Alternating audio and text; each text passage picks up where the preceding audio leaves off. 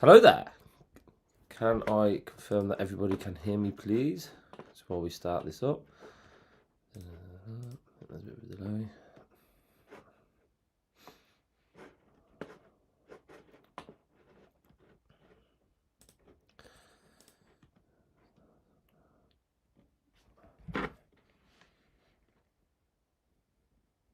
Hello there, everybody now. So I'm just going to wait for the concurrent viewers to come up actually there, because at the moment it's saying that people cannot see me. So I'm just going to confirm with the editor. Hello there, so hello to everyone there. So yes, the chat should be open now. So yeah, welcome to everybody. For some reason I can't find the chat actually, which I need to get up. So yeah, a few technical issues here, but welcome to you all. For some reason I cannot find the chat bar to see who is watching who's thinking. So I'm going to quickly ring the editor up. Apologies for this.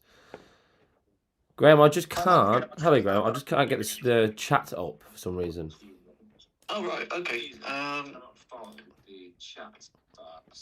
Here, do you want to video share? Yes, I do, yes. You get to see technical information, what goes on now, technical-wise, people as well. So, yeah. So, for some reason, Ian, I've got this up if you look there, mate. Here we go. Let's have a quick peruse. Okay, so you got that. If you just do... Now, it's usually in a separate window. So, if you kind of switch 4 fingers up on your mouse pad... Yeah. Yeah. Have you got? Is it showing there? No, it's not. No. Okay. If you go to the top and go to in OBS and go to window. Is there one for window? No. Hold on. Shall I stop recording for now and go back again? No, people can. People are watching now, so I've just got that people are watching now. Okay. So. Sorry, everybody, about this, by the way. Technically, I'm trying to get the chat up because I want you to get involved as much as possible in this chat. For some reason, though, yeah, I haven't got the chat up. If you go to docs in the top. Docs. And then. Yeah. And then go down to chat. Chat, okay. There we are, hello, everybody. There we go. Right then, thank you, Graham. There we go. See you later, mate.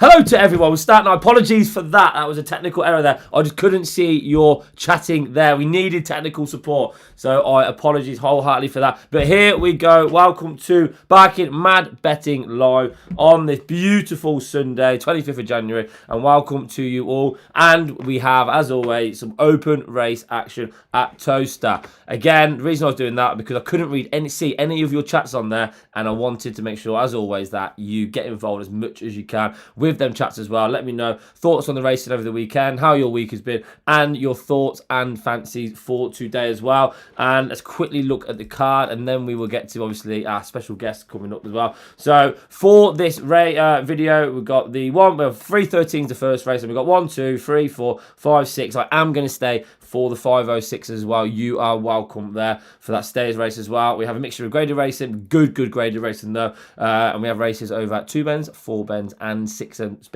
bends as well. So it's a really good variety of bets today on Barking Mad Betting Live. So yeah, thank you for joining me as well. And we have a special guest today. We have Ian Fortune, Mr. Irish Greyhound Racing himself. Ian Fortune is going to be joining from just before 4 o'clock. He'll then do the last hour with me there. So yeah, so look, I'm buzzing to have Ian on as well. He's just about recovered from the beating that I gave him in the Irish Derby, in the tipping in the Irish Derby there, and he said to me, Ryan, he is all systems go to take me on today. With taking me on today, let me know your thoughts again in the comments, please, as well. And yeah, let's enjoy today. There's 2 hours betting and winning money at Towcester. I'll go through some of the comments now as well. Hello to everybody. As always, if you want to shout out or want me to relay a message for you, just put it in the chat and I will read it out for you. If I do miss a comment, again, as you know, just remind me about the comment and I will read it out. So I'm going to quickly go there. Jamie Lucas, time to make us some money shortly. I hope you don't mean you're going to be laying my selections though, Jamie, when you say that, mate. But no, hello to you there. Scott Lauder, turn left, kick on. Oi, get in there. It's as simple as that. Andrew Keller, come on, call. Andrew Corn did win yesterday. We played Royston away yesterday. 2-1 win, back in the playoffs as well. So yeah, good win on the football front there. Bet of the day has passed. Well done, Alan. I hope it came in, mate. Stephen Johnson, hello to you, sir. Looking forward to afternoon's entertainment. Let's all be lucky. We make our own luck, Stephen, but I could do with a bit of luck, though, in fairness there. Hello, Coach Ryan. Hello, Ali. Hello, Andrew. Yes, Ryan. Yes, Paul. How are we, mate? Paul Kelly as well. Hello to you. Tom, how are we, mate? Can you get involved in the syndicate? I'll come to that shortly, pal. Yes, so thanks to everybody again. Terry Keneally, I think I've seen you. I will give you a shout out after we get this first race because we now need to get to business now. And first race, let's take my mug off the screen there. First race it's a 313 and it is a maiden stayers race, so a 6-bend race for dogs that are yet to win over 6 bends in an open race there. And let's just get the betting up as well. Let's turn you off there. Let's get the old odds for this now. So some early prices. Only I could get on early prices there. So trap 5, SJ Robin, 4-6 favourite. Trap 3, Fabulous Hannah, 5-2. Then we have 11-2 the 6, 14-1 the 4, 20-1 trap 2, and 20-1 trap 1 there. But let's see if there's anything developing on the older Betfair exchange. There's nothing yet to speak of there. So let's get straight into it and let's work out how we are going to win some. I'm going to win some money today. So again, for dogs that are yet to win an open race over 6 bends, and yeah, if you look at the form, really, trap 5, A1 dog. We know SJ Robin actually won on the show about 2 weeks ago, I believe. Yeah, 21.45, top grade, probably one of the fastest graded dog at Towcester. If you compare 4-bend form alone, it's up against an A6 dog at Towcester, an A4 dog at Towcester, an A7 dog at Suffolk Downs, and an A3 dog at Towcester. So on 4-bend form, should really be at least leading this race here after one lap. So we're going to quickly have a look because SJ Robin has ran over the 6-bend trip before, and it was against Groucher's Bogger as well. Groucher's Bogger's in trap 2, I believe, today. So we're looking here at trap 6 and trap 4 here. So this was the replay. This was 6's first time over the distance there. So 6 absolutely walked out. This is a good race, by the way. We have Reality Power, who was my Cesarovic bet. We have Jetstream Jane as well in this race. So it's a decent level race this is now. Again, walked out trap 6. Did show all sorts of early pace though. Got to the front. I'm going to skip that on quickly. Went miles and miles and miles clear. But if you watch now though, the natural stayers were closing in on SJ Robin there. And again, you've got Reality Power, who I backed for the Cesarovic, so top competition at Central Park with 730 meters, stays all day. 6, though, did drop into a bit of a hole there, but again, I don't think there's any Jetstream Jane or Reality Power level of dogs in here. Trap 3 is the danger. Fabulous Hannah, it's 5-2, second favourite there. Let's have a quick look. It ran against Lamorna Marley as well, he's in 4. So we're looking at trap 4 and trap 5 here. Again, this was trap 4's first time over the trip. We're in an A4 there, so yeah, came out okay. Came out fairly level, really, with trap 5. Okay early pace. Again, this kind of race here, yeah, it wasn't the strongest of race. It wasn't anywhere near what SJ Robin was had been running in over 6 bends there. But if you look, though, got a bit checked up there as well. Again, we're comparing it 4 and 5 together there. 5's gone about 3 lengths clear of trap 4. But if you look now, though, trap 4 does a lot of good work in the closing stages of the race here. It looks a bit of a, sets a similar pace for the whole race there. And then caught trap 5. So on that basis alone, trap 4 should catch trap 5. I don't think, though, that there was an SJ Robin level of dog in that race there. And I think if SJ Robin can trap out here, really should be winning. So let's have a quick look at what the prices, the odds are on SJ Robin here.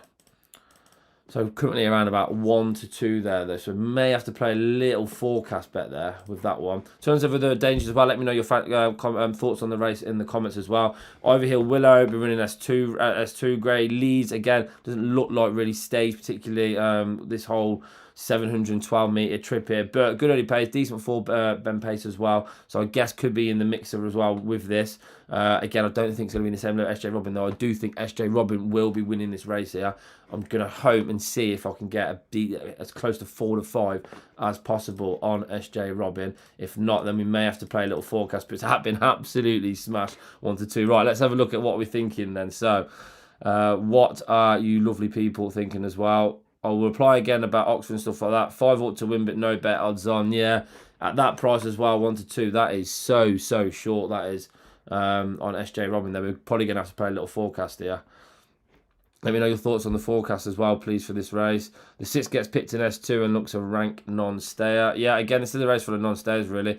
We do have someone, though, fancy Trap 6. My Grounds Adventures. Good luck with Trap 6. If I don't win, then I hope you do, of course. Big shout out to the Harry Up Massive. Yes, Harry. We'll talk Harry Up and Syndicate very soon. So yeah, 220 to 1 dogs. Kieran, yes, you are correct, mate. Probably going to be bigger on the exchange as well. So at the moment, then SJ Robin, the favourite, is 1 to 2. That is so short here. I think I'm going to play a forecast now. I think I'm going to play 5 to beat Trap 3. I think 5 leads, 6 probably turn second. Won't be staying though. Won't stay, especially if it doesn't lead as well. So yeah, I think this stinks of a forecast bet here. So let's have a quick look. And from what you've seen on the replay as well, 3 should have the beating of 4 and should have the beating of 2 as well. So let's have a quick look now on 5 to beat 3. So there's any kind of market here. So 5 to beat 3 is around about 2 to 1-ish. I think we can get 2 to 1. I'm not going to go massive on this forecast though. I'm going to have 50 quid on that forecast. Let's see if we can get matched. Are we matched? Are we matched? We are matched. I've had £50 on that forecast there. Again, I think it's pretty straightforward. I'm not going big, though, in terms of like big of what I've done before. But I was in 5 to beat 3. Straight forecast returns a lovely £95 profit there. So, yeah, I just think 5 will lead the race up. Even if 6 goes with it, 5 will be on the inside, stay stronger anyway. 3 then gets us just a clear run. I think then Fabulous Hannah can then weave the way through and finish second there. I think it's be pretty straightforward. I imagine people are going to be getting smashed in, okay, and right into SJ Robin, because again, I think this is just crying out. I think they're going to lose the maiden tag. It's just a very winnable race here. So let's have a quick look at where the dogs are now. With not too much mute you. So the dogs are going on the traps now. So let me know what if you have paid as well. Let me know. You've got small bet on trap 3 to win, and then big bet on trap 3 to play. Good luck with that. Fortune to class that. Yes, I cannot wait to for Ian Fortune to get on. Yeah, I'm sure he's got loads of stories for us to tell as well, and hopefully he's going to win some money as well. If he's going against me, though, I'm afraid you're not going to be winning money. But if you go with me, and yes, we can have a very good hour together. Trap 5 comes out like an A1 dob. Yeah, Trap 5 wouldn't be the best stayer at all, but it just stinks that I just think this is a very winnable race from what he was in last time. Yeah, with penalty kit, really. How are you keeping? I think Tommy's Lotto was the best bet of the day. Sold him, Caden. Good dog, Tommy's Lotto. Really good dog. Got a lot of time for that dog, Tommy's Lotto there. Trap 2, 25 to 1. Big price, Dave. Good luck to you. Yeah, Tommy's Lotto, it should go close. Good race that, though. It's the S1, isn't it? Very good race that is there. Yeah, we'll come to that later on, but I do like that race there. The graded race that Towcester today, very good. SJ Robin is 125 in the Aussie markets. Wow. So SJ Robin is 1 to 4 in Australia. 5 win, 3 forecast for you. Paul, good luck. Good luck to everybody. Cal, Olivia, same to you as well. Hair's on the move. 5 hasn't come out. 3 has. Could be quite interesting now, actually, to be fair. 5 has not come out at all here. We're currently first, and I don't want to be in first for trap 3. Can you get a run though? Robin has just about seen daylight now. Probably has to hit the front, going around the 3rd and 4th bend here. He's showing all sorts of speed right there. Now it is race on. There is a lap to go. I don't know if he's had to work too hard here, SJ Robin, to get to the front. But look at that. That is unbelievable. Staying middle pace there. Is about 8 lengths clear. I don't think 6 going to be catching 3, surely. Well, at the moment, we are currently first and second at £95. I hope he's going to be in my Betfair account. But 3 is absolutely dropped into a hole, and I don't think we're going to be getting this forecast up. 5 has won. 6, I think, has somehow finished second there with trap 2. Deary me, that's annoying there. Nailed the winner, I guess. I can't really brag about that. It's 1 to 2. But yeah, I can't believe how poorly Trap 3 actually stayed there. Flew home last week, and again an easier race. But yeah, that was a bit of a flat run there. Let's watch the replay again then. So 1's obviously missed it completely. That's annoying me, that race actually. When 3 led there, I thought we were going to be probably in a wee bit of trouble there in terms of getting the forecast the wrong way round. But yeah, 5 showing all sorts of speed. Again, that was just a massive opportunity for 5 there. But here I thought, okay, well, 3's probably going to close the gap at some point. Definitely going to be finishing first and second in some order. But yeah, very disappointed run there from Trap 3. If 2's ran a monster race to get into contention for second as well. But yeah, for 3 to run like that and yeah, drop into that hold, I don't think you're going to be seeing 3 over 6 bends anytime soon, because yeah, it does not want to be in 6 bends. Won't get a better opportunity, trap 3, to win a race there. So 5, well done. That's a good dog, SJ Robin, as well there. Yeah, I'm not too sure what's finished second. Good luck though if you were on the winner there. But yeah, very, very disappointing that. Not a good start. £50 down, but there's still a long, long way to go there. But yeah, let me know thoughts on the comment. Boone trap 5, nice 300 win. Well done to Paul. Paul, people say don't bet odds on, but they say it to me all the time. But yeah, that looked like a real, real good thing there. Get in there. 5, Ryan is the best. Bob, I'm buzzing for you to win. Andrew Clark. Yeah, Andrew, that has really, really baffled me, that run there from trap 3 there. I can't believe it didn't stay like that at all there. 3 user energy up, yeah, absolutely blew up, did trap 3 there. Nay, good at all there. But, as always, we go again, don't we, people? But yeah, frustrated there. But well done to those who did win, though. Trap 5, SJ Robin. I think you're probably going to see a bit more SJ Robin over 6 bends. Looks a real, real good dog. Very lightly race as well, March 23. So, yeah. Plenty of improvement, exciting times, I think, for SJ Robin. Right, I'm going to get now the details up for the next race very, very quickly before we'll come to more chats. So 3:32, it's a ladies' race, good race as well, this, by the way. Let's just get that, I'll just check it up as well. So in terms of the next race, for the only prices, 4 to 6, trap 4, Fabulous Area, 9 to 4, Fireheart Lilac, and then 15 to 2, the rest of there. Let's get it up here as well. And there we go, yes. So, yeah. So let me know then your thoughts on that race coming up soon. I will read some comments out now as well.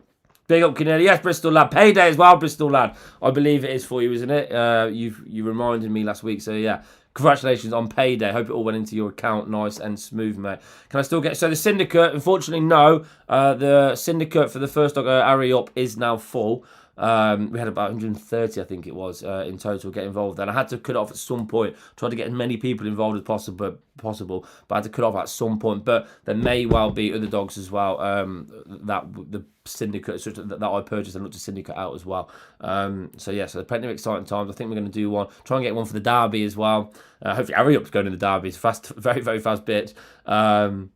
And then, yeah, we'll try. I'm also going to do one, I think, where we go to the sales as well. So the Greyhound sales, where you can watch the dog trial and then bid in a sales auction, like to purchase the dogs. I think I'm going to do one of them as well, to have people then, anyone in the syndicate then can decide what dog we actually do purchase there. So yeah, loads of ideas regarding that stuff though. But yeah, Harry Up, she had a gallop on Friday. Came with a gallop nice and sound, I've been told by the trainer, and we'll just be trialling now early next week. And then it's 4 bends, and then that will be that. And a 4 bend journey can then begin, because we are very much looking forward to it, itching for Harry Up to get on that track, doing what she does best. And yeah, we're all excited to see how fast she can be, because her litter, you've got Traycool, you've got Polystyrene, you've got Zappa, her litter have all gone on to win Opens and top grade at Towcester as well, and they're all lightly raced. So yeah, we have high hopes for her. She could well be a stayer in time as well. Her mum and her uncle were stayers. Calico Ranger, Calico Tiny was stayers. So yeah, we're very optimistic and excited for Harry Up. We just need to start seeing her run now. But yes, welcome Tim London as well. Got to afternoon watching the Greyhounds. Yeah, Greyhounds football, get it on Sunday afternoon. Can't get any better. Well, we can actually if you are winning money there. Kieran, lots of winning today. Terry Keneally, hello Terry. I hope you're well, uncle, and I hope you had a great birthday as well on Friday. It was a great night.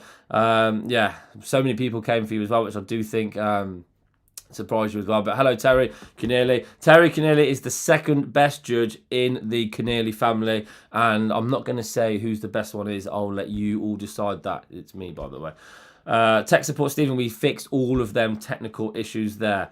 So let's have a quick look as well. That was against much better dogs. Don't think it's guaranteed 5 leads. That was the last race there. Watching you, Ryan. Good show, mate, for Rainy Wakefield. Hello, Ian. Hope you're well, mate. Rainy Wakefield. It's not raining where I am now, actually, in the Midlands there. It's not raining at all. It wasn't raining earlier, though. And I had a long drive. So you're looking while I'm a little bit tired. I had a long drive. I went to Central Park last night for the Saravich. That video will be out on Tuesday this upcoming week. Yeah, so I had a bear with my camera at Central Park, and I drove back this morning. It's about a 3.5 hour drive it was. So, yeah.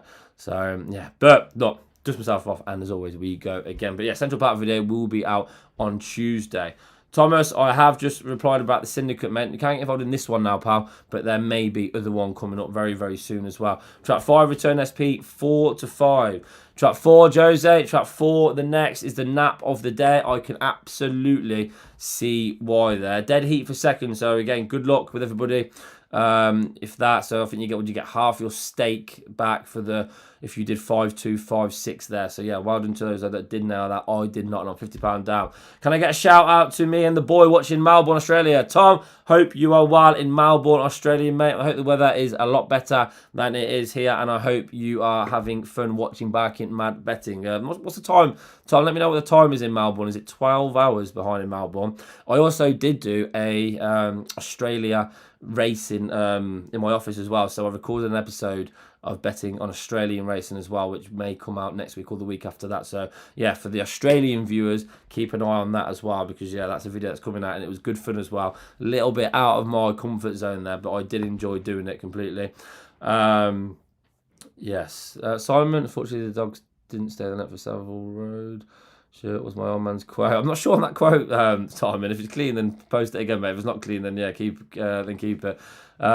Terry would win, Joe. Okay, so did somebody ask as well who would win out of me and my brother and my uncle? And you can include my uncle as well. There, yeah. There's the reason why I'm the guy who's got the bike in my back. I'm the one in front of the camera there because yeah, I am the number one in my family. I'm not gonna say number one anywhere else, but in my family, definitely. Yeah, Joe and Terry, everything they know, they have learnt from me. I'm allowed to say that because they're not in hitting distance there.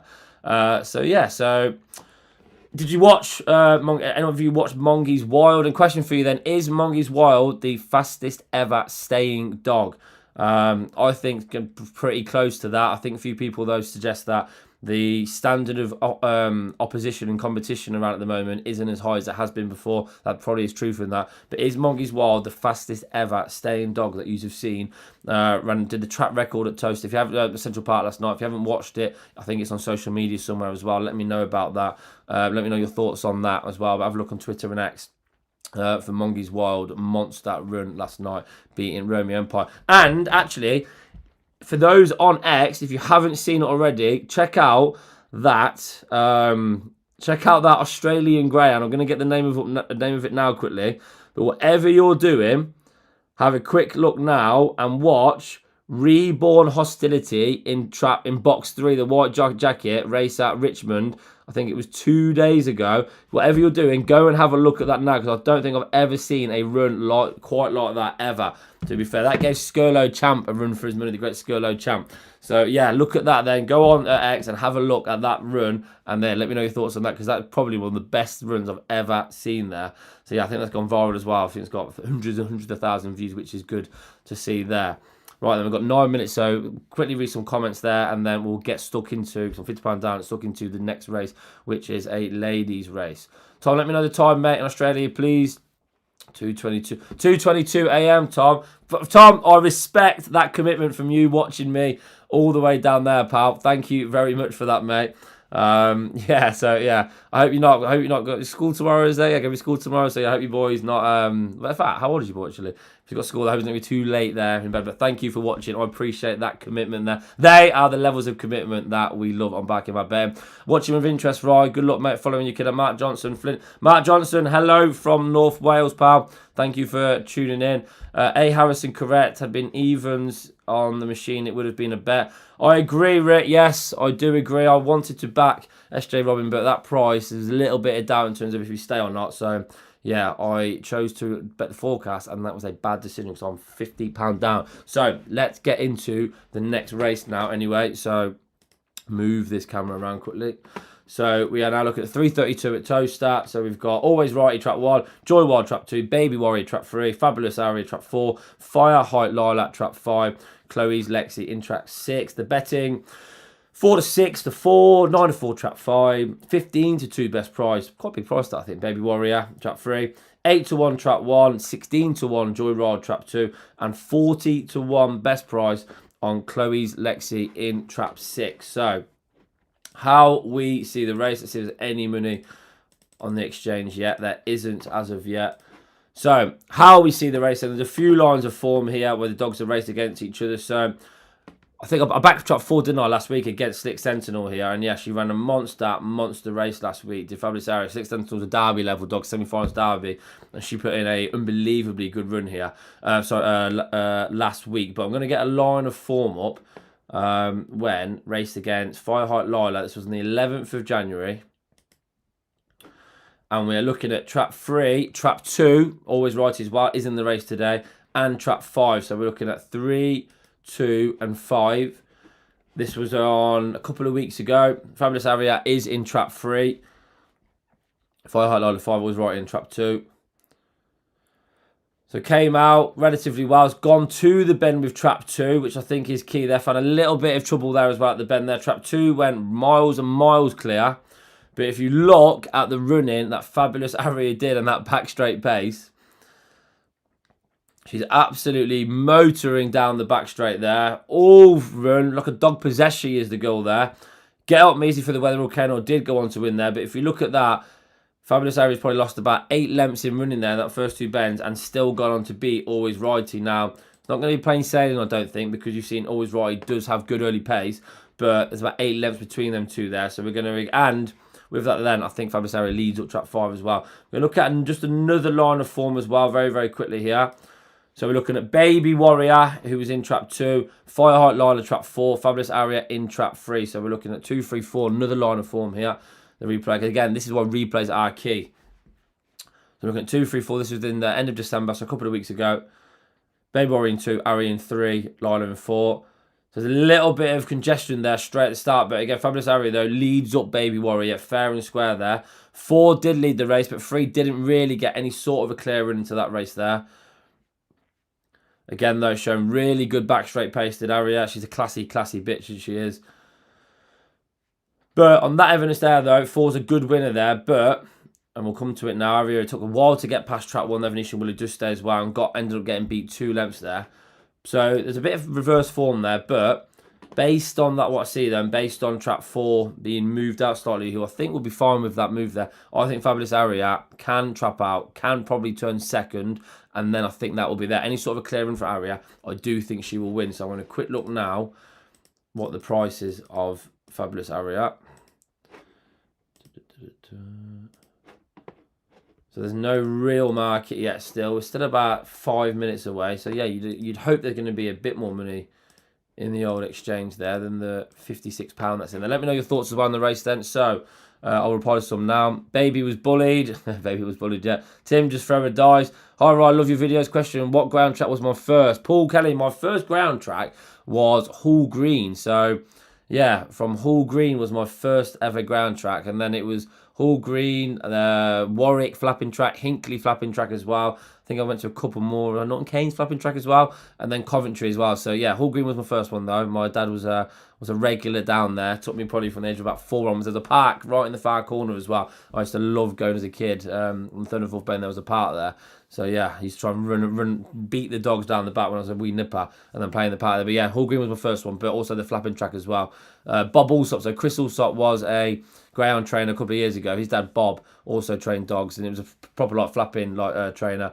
Dogs lived in his garden, came with him in the back of the car for the racing, yeah. So I grew up on that though, mate. So yeah, that was my first track. My form on UK and ground racing is so bad at the moment. Need a reset, Tim. Always stay in control, pal. If you do need a rest, just rest. And Tim, my inbox is always open, mate, as well, if you do want to chat about anything to gambling, because yeah, it can be a difficult game at times, but always make it fun though, please. Keep it fun.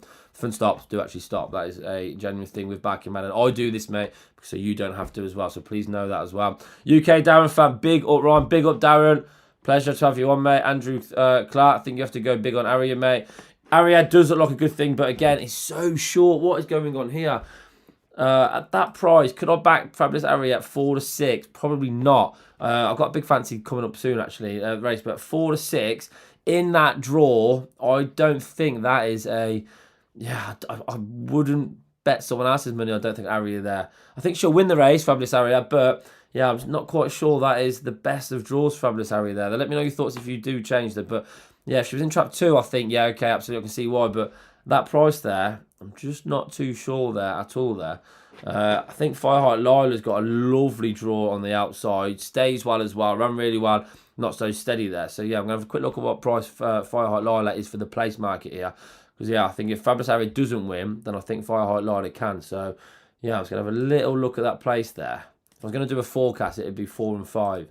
But, yeah, I think Area will win. But I'm just not too convinced, though, that that price, I can get proper stuck into Area there. I think she'll win, though. So, look, if you are on Area, good luck to you. I can absolutely see why. Yeah, a little bit of doubt there. 100 on the 5. David Watson, good luck, pal. Good price as well there for you. Bit late. Happy New Year. Robert, Happy New Year to you as well, sir. I hope your New Year is going really well. Mine is going well as well for me. So, yeah, hopefully I can continue it today. I'm not going to tell you how I got on last night at Central Park. You have to watch that on Tuesday. I'm going to see if I can get any even money here on track 5 to place it. I'm going to have 100 quid on. Let's see if we can get any even money here. If not, I may have to dip below. Any chance of getting 100 quid? Any chance? Not yet. Not getting matched. I'm going to have to cancel it. I may go slightly under. Right, I'm going to have 110 quid on them on Fireheart Lilac to finish in the... Are we matched? We are matched. Thank you for that. So I've had £110 on Fireheart Lilac to finish in the first 2. Pays a delightful £100. I'm not going to bet Fireheart Lilac to win. I think Aria will win the race. But I just think Fireheart Lilac, though, will be getting a good run on the outside and I think can finish second there. So I'm £50 down. I've had £110 on Fireheart Lilac. Returns £100. It'll get me in £50 profit, which is exactly where we need to be. I don't like losing. Not a good feeling. And she did have a better draw. So dogs are going behind the boxes now. Good luck to all of your bets. If I don't win, I hope you do. Not that clued up on ground. Did I see New Spot at Clonmel? Yes. Dave, I did, mate. Yeah, New Spot, yeah, looks a very eye-catching dog and one to watch. There, you think Andrew should be 2 to 5? Then, if you make a dog 4 to 5, if you make a dog 2 to 5, and you're getting around about 8 to 11, that is value. And yeah, if you're going to win long term in the sport, value is key. So forget about the odds-on stuff. You make Aria 2 to 5, and you're getting 8 to 11. That is value. So good luck to you all if you are playing that way. I just can't justify backing that, but I think there's just a little bit in the race. I think she's the fastest bitch in the race, considerably by a mile. But yeah, she guaranteed to get a clear run, probably not. She did run a mile last week. So dogs are going into the traps anyway. Good luck to you all. I've bet £110 on Fireheart Lilac to finish in the first 2 at 10 to 11. Good luck, everybody. Come on, Lilac. Just trap out, please. Nothing silly. Get a nice clear run. Hair is on the move. Make sure you can see it, yeah. Okay, traps have opened. Okay, 4 looks like it's left. 4 probably has led. Are we going to get a clear run? Please don't tell me I've got this the wrong way. Right then, we have turned 4th. Okay, we have got daylight there. It's not really going away just yet. What is going on here? 1 and 3 are making moves as well. We're not doing too much, babe. Warriors running a monster race. Aria has led, though. We now need to finish in the first 2. I think we're going to go on there, Lila. Good girl, Lila. Fabulous Aria has won the race. Lila's finished 2nd. Baby Warrior in 3rd there. Get in there. Nice little touch there. Fabulous Aria. Did it like a good thing. Had to battle, though. I would definitely be keeping an eye on track 1. Was righty. Again, because that's running a monster race. But Fireheart Lila finished 2nd. Probably could have had the forecast there, actually. But we played it safe, though. And we are now back in profit. Back in the game. And yeah, I'm £50 up now after Fireheart Lila does the business there. So watching the replay here, I'll definitely be keeping an eye on track 1 again. That's shown a lot of speed for 300 metres there. The key there was Fabulous Aria, though. Cheated that draw. Got into a nice posse early. Battled with 1, though. 3 showing good pace as well. Back straight pace, Baby Warrior. Again, I'll be keeping an eye on Baby Warrior. But the second, though, that, yeah, 4 hit the front then properly. You know that Lila stays well. Probably going to be a bitch for 6 bends in time for Mark Wallace there. But you know she stays well. And that was that. And I am now £50 in profit. Get in there. We can now start thinking forward, looking up, chasing our dreams, people. So, pause on that. I'm just going to get the next bet, the next race up now, which is the 351. There's a dog in here that I cannot believe the price of, actually. Yeah, there's a dog in here. I cannot believe the price of it. So I'm not going to tell you just yet who. But yeah, looking at the betting quickly as well. So we've got 6 to 4 trap 2, 7 to 2 trap 6, 7 to 2 trap 3, massive. 4 to 1 trap 1, 9 to 2 trap 5. Let's get it there. Can we just confirm that that bet has gone in? Hasn't gone in yet, but we don't worry about that, though. It is there. So there we go. Let me know. Over 400 people watching now. Hello to you all. Yes, Ian Fortune will be coming on after this race. So yes, tune yourselves in, strap yourselves in for Mr. Irish Ground Racing himself. He will be coming on. Make sure I've got that little screaming guess. He's going to be coming on in that little corner there, in that window there. Ian Fortune, the great Ian Fortune, is going to be coming on in around about 20 minutes time. So we're looking forward to that. So, oi, mate. Yes, that's what you want to see. We want to see the oi, shout. You are welcome there, sir. Paul Hudson, well done you. Andrew Keller, get in there, Coach Ryan. Yes, Andrew, that is what I want to see. Dalo, yes. Oh, what's that? Dallo Glentoran, well done you. Bristol Red, yes, there you. I'm glad it's payday and then Bristol. I hope you were on there as well, my friend. Matt Morgan, thank you, Matt. Appreciate it. Yeah. Trap 3, cast off. Simon Dodds. Trap 3 is a huge, huge price here, by the way. I'm just going to let you know that now. Happy Jet, I thought this is a stupidly drop in class here for Happy Jet there. I cannot believe the price of Happy Jet.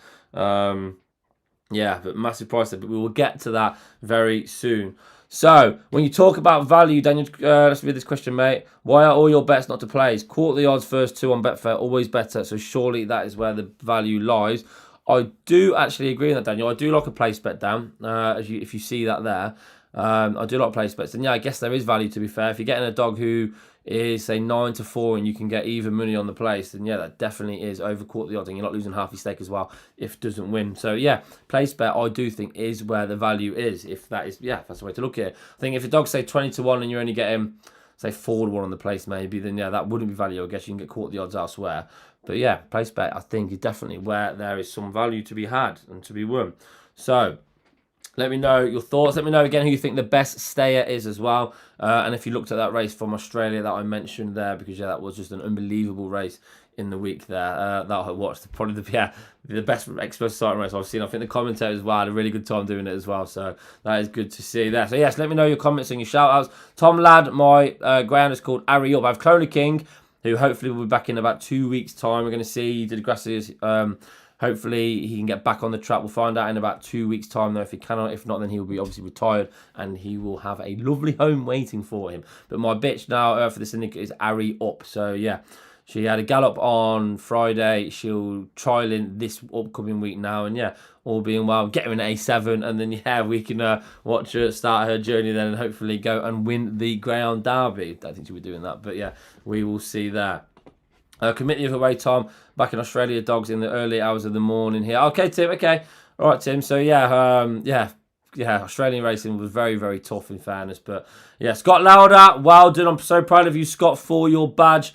Yeah, I hope you wear that with pride, Scott. And, yeah, make sure you're nice to me today, please, Scott. But, no, welcome to the video, Scott. Again, Ian Fortune will be coming on in around about 15 minutes, people. So, yeah, done a Hines on 6 fades this afternoon, Graham. Well, you're 2 from 2, Graham. Good luck there. Let me know what your thoughts are this upcoming race as well. 3:58 there. Let's have a quick look. I'm Ryan Televised ground today. First race up. 2-1. Okay, Jose, I hope you are winning, my friend. Again, keep them comments coming in, please. Have to rewatch video to see what Australian ground you mentioned. I will tell you now, Tim, what Australian ground it was, mate. Bear me 2 seconds. If you could just be a little bit patient for me, pal. The name of that Australian race was called Reborn Hostility. So, yeah, ran at Richmond. Watch that race. It'll be the best race you've ever seen. Yeah, it's a really, really good race that was there. So, yeah, Andrew Clark, track 3. Oh, what stage of this season will Coventry bottle the championship? Now, I thought we had a bit of a blip, but then we went and beat Leicester. On you go, back down the M69. And then we beat Millwall as well. I'm going to say Millwall very politely and nicely. Please back down you go there. I'm scared of Millwall. But no, I think we'll finish second and then Ipswich will win it. But yeah, I think Coventry will. This is the year we get promoted. Yeah, it's been a long, long battle being a Coventry City fan. But yeah, this is the year we get promoted. I think we'll finish second though this year. Why did I not do a reverse forecast, Jose? I did think that when they crossed the line for a second there. But I wanted to play it safe. Got stuck on that forecast there. But yeah, I just wanted to do the place bet there. So yeah, Andrew Clark, track 3 in the race should be 2-1. Small bet on him at 3s.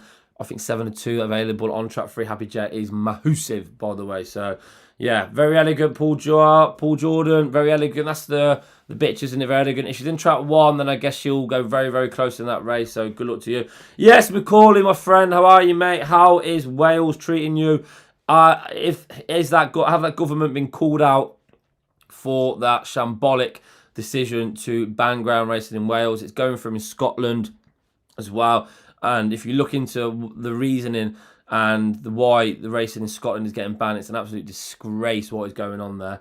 And these MPs that are coming out saying, yeah, ground racing is so wrong, they're basically just getting told by Grey 2K, who are an American anti-racing and gambling organisation, who are, I think, putting a lot of weight behind the campaign there. So yeah, Scotland are going to ban a sport that currently doesn't have to take place in Scotland. So that is what your MPs are spending their time doing. But McCall, let me know what the situation is on Wales, please. Let the viewers know on Wales, please, mate. Because again, they're going through a...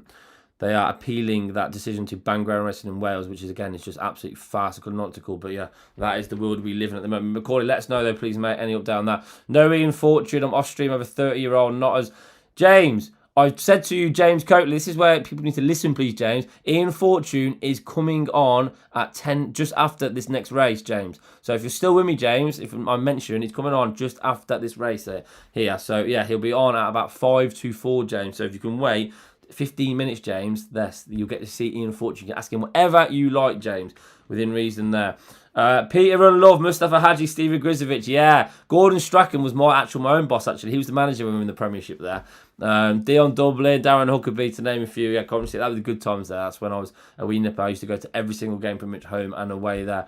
Bit late on parade today afternoon, Ryan. Hello, Jeff. Hope you're well, my friend.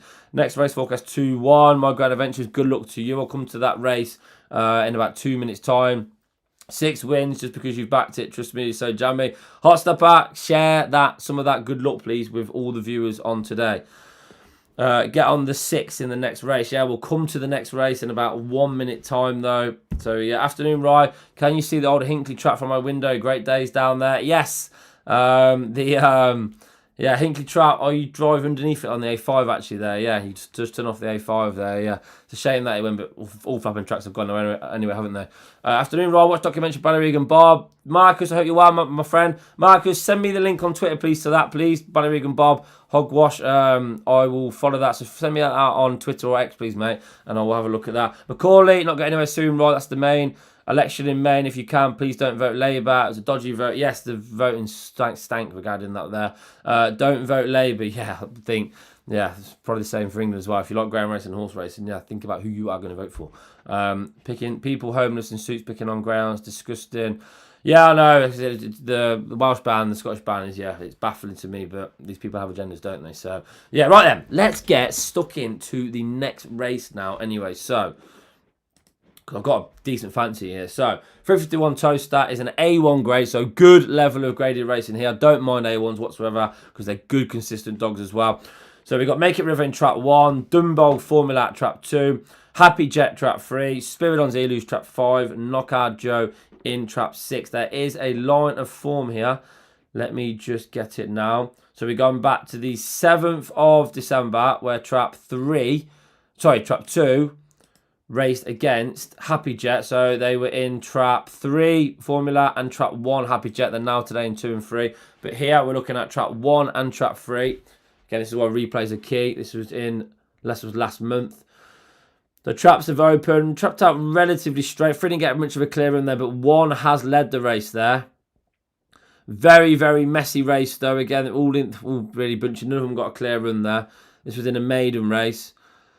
We know that Dunboy Formula has lots and lots of early pace, good middle pace, doesn't quite stay. But if you look there, 1 is running all over the back of these dogs here. Cannot get a clearing whatsoever. 3 then there was battled well. And there was about a head between them there. So not much really to go on there. Very evenly matched, I think, 2 and 3. But they're drawn, 1 and 3 there, but 2 and 3 today. They're drawn the other way around though. There's a line of form here though that I think is quite key. So we're now going to look at the line of form from Trap 1, Make It River, against Dunboy Formula. They were in 1 and 2 in this race here. Spiridon's Elus as well in Trap 6. He wins at 5 today. So they're looking at 1, 2 and 6 here. They were 3 to 1, 7 to 4, 6 to 1 respectively. So trapped out fairly level there, but Trap 1 just about held Trap 2 to the bend there, which I think is key. And Make It River does stay on really well, by the way, as well here. So yeah, Spiridon's Elus, a good race as well. Not much between them going to the 3rd bend there, but then Make It River then, though, that little bit of extra staying ability there. Kicked in there, though, and yes, went on to finish 2nd, comfortably beating Spiridon's Elus, Dunboy Formula. SJ Robin was in Trap 4 then as well, actually flying home there. So, I think this is a massive, massive drop in class there for 3. So if I think 1 and 2 can stop each other, I think they can go up relatively level there. I think this is a huge drop in class for Happy Jet. It's been running against Get Up Me Izzy, 9 to 2. Always Righty, 6 to 1. Slicks, it was only 4 to 1 to beat Slick Sentinel. And then 5 to 4 beat Trade Cool there. So I'm going to quickly look at when it raced against always right, Slick Sentinel in trap 6, Get On Me Easy trap 2, Fireheart Lila, we know how fast Fireheart Lila is trap 5, Polystyrene trap 1, Happy Jet in trap 3, so 6 to 1, joint second favourite in this kind of race against Slick Sentinel. Yeah, this is a huge drop in class today. But we'll quickly look now, though, it's running out of trap 3, so same trap as today. Slick Sentinel was in 6. So came out relatively well there, showing good early pace as well there to lead Get Out Me Easy, to lead Fireheart Lila, and then just check. But that led up Slick Sentinel as well.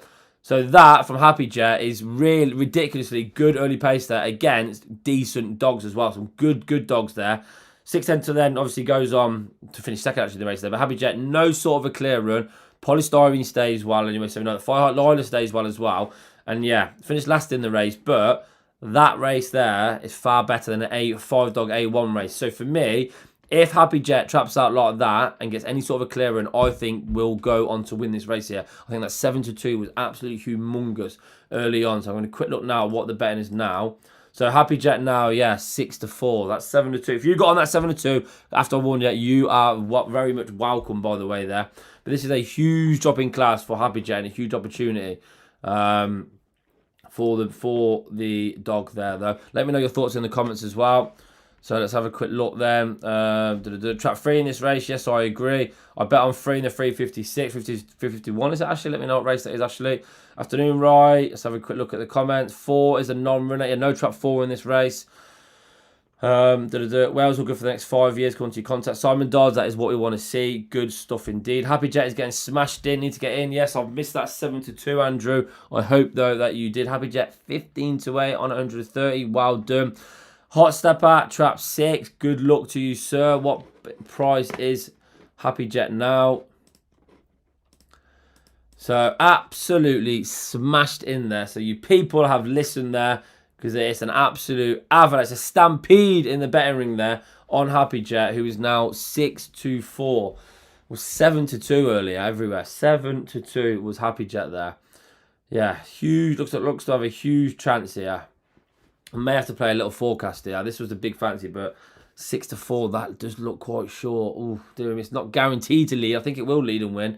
But yeah, 7 to 2 was a different proposition. So let me know your thoughts as well, by the way. About these, if you can't have access to early prices and then you see a dog 7 to 2 and now 6 to 4, yeah, would you still bet it or not? So yeah, if it get 2 to 1, if it goes out at 2 to 1, goes 2 to 1, I would have bet Happy Jet. I may Happy Jet, yeah, should win, but yeah, 6 to 4 dog, that's not guaranteed to lead. There's a bit of early pace in the race there. Yeah, I'm not too sure yet. So I'm going to play a little forecast here. I think trap 1, by the way, trap 1, Make It River, is huge. That is a massive price on trap 1. I know there's early pace as well. Trap 6, Lockout Joe, who beat Baby Warrior, finished 3rd behind Fabulous Aria. But yeah, does done quite well as well here. But I think trap 1's got to be big here, surely.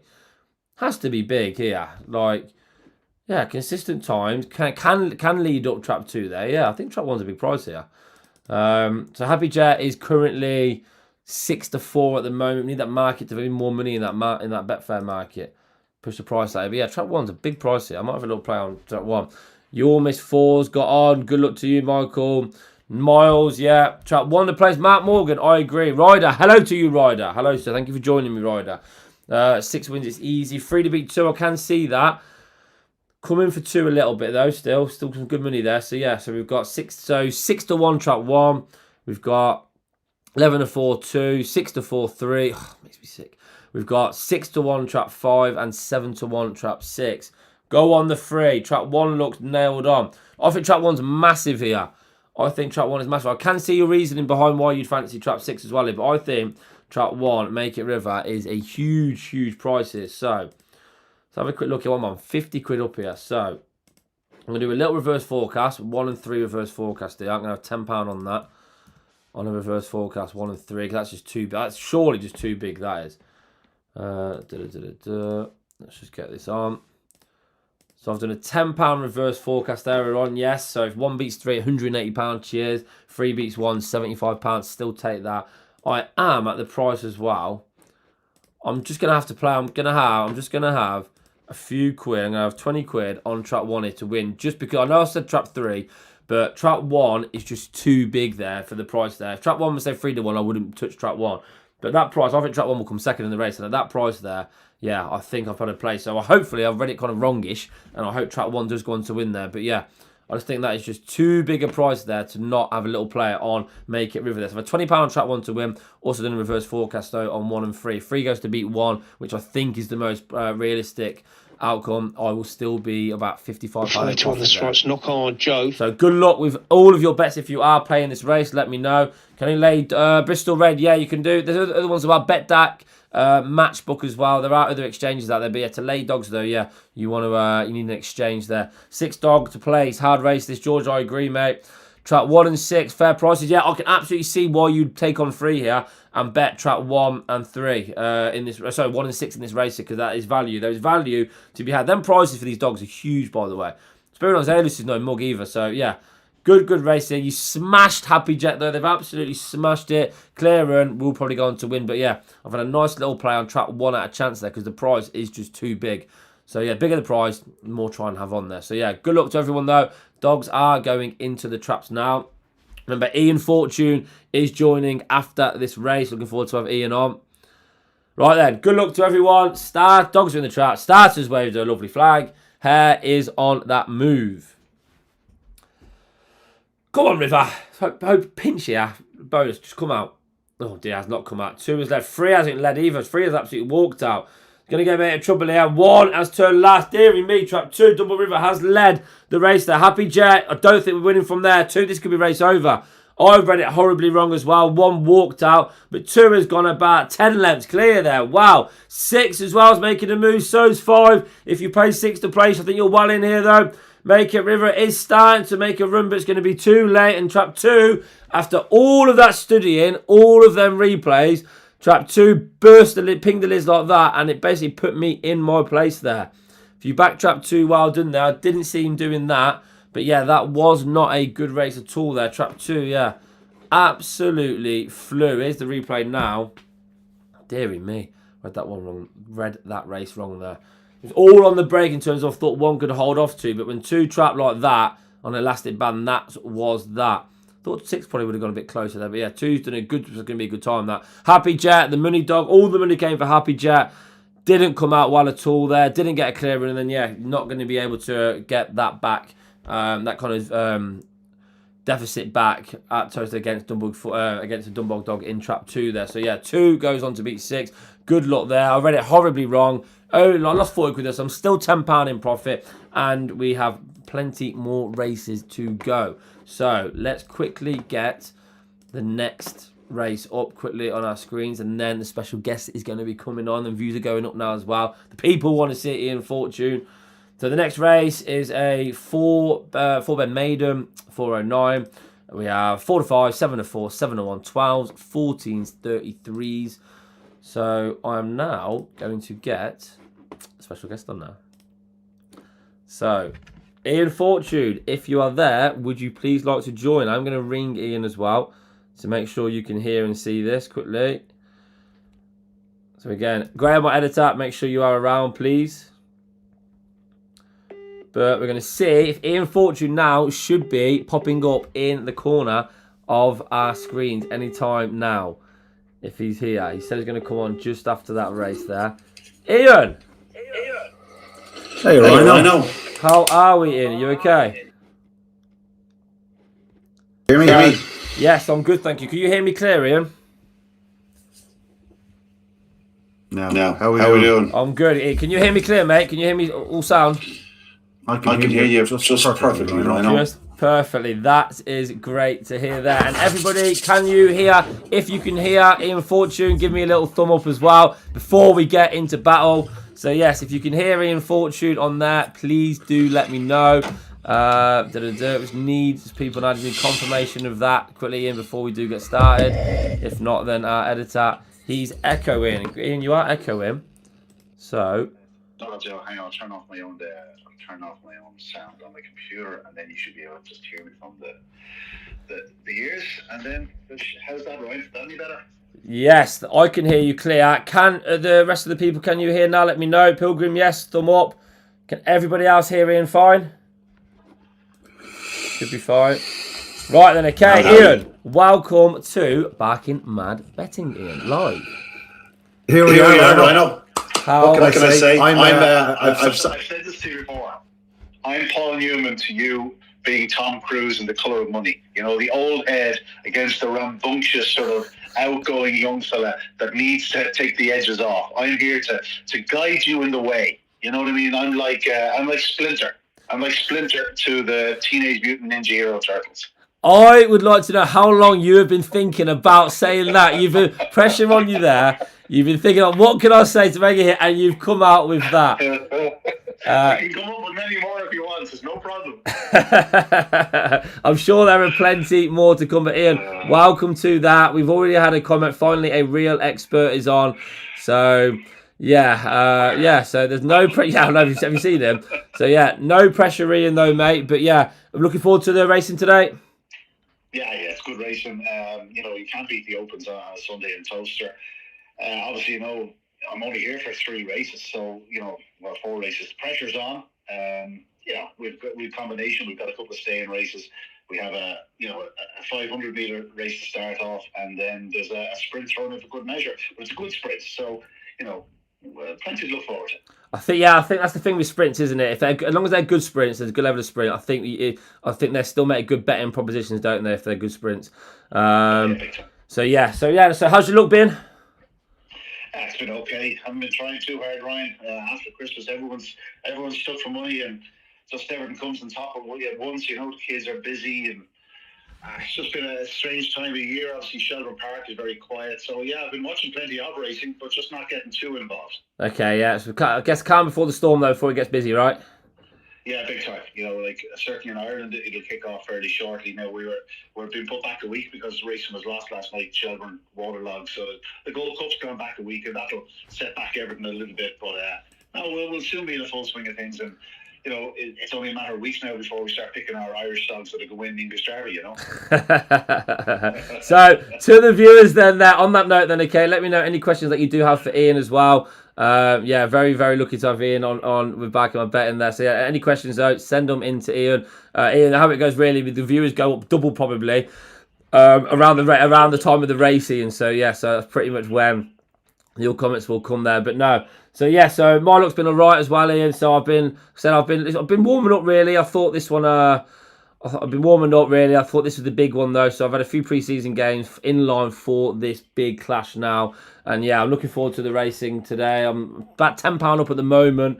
Yeah, I don't know if you watched the last one there. Trap 2 put me in my place very, very early there. But yeah, a couple of good races, like you say. Got a nice Maiden S1 race. If they're going to be graded racing, we don't mind S1s because I think that they're obviously good level of dogs, consistent dogs there. Sprint is very good, and we are going to do Ian if you stay around that 506 race as well. Again, it's a 6-ben race. We like 6-ben races on Barking Mad Betting, pal. Have you loaded up the account, Ian? Is it topped up? We have it sitting up there. It's ready to go. Yeah, a few bob in there, and it's going to be nice to increase a few quid and get ourselves set for the year. Like, build a tank, and then we can go to war round. That's what it's all about. Absolutely. So, Ian, then, I made a comment then that Mongies Wild is the best stayer in the UK. Not now, but possibly ever. How would you rank Mongies Wild? He's right up there. You're obviously in a situation, Ryan, where there's not as much competition as there would have been back in the day. Obviously, these stayers aren't getting the same level of opportunity they would have. Yeah. And I think he'd stand up to it. Certainly, the likes of 7:30 at Central Park is right up his street. Yeah. Even further, he will be caught out. You know, when you bring him to the likes of a Monmore or places like that, where it's more of a speed test. But there's no question when he gets loose. He's pretty emphatic. Like, he made a brilliant start to a 6-ben career in Ireland, and he was sold over soon after. And you know, it's like Hannibal used to say in the A-team. It's great when a plan comes together. He's turned into a superstar for them, and more power to him. He's a hell of a greyhound, and he's a joy to watch. Why is 6-ben racing in Ireland not as popular as it is over here?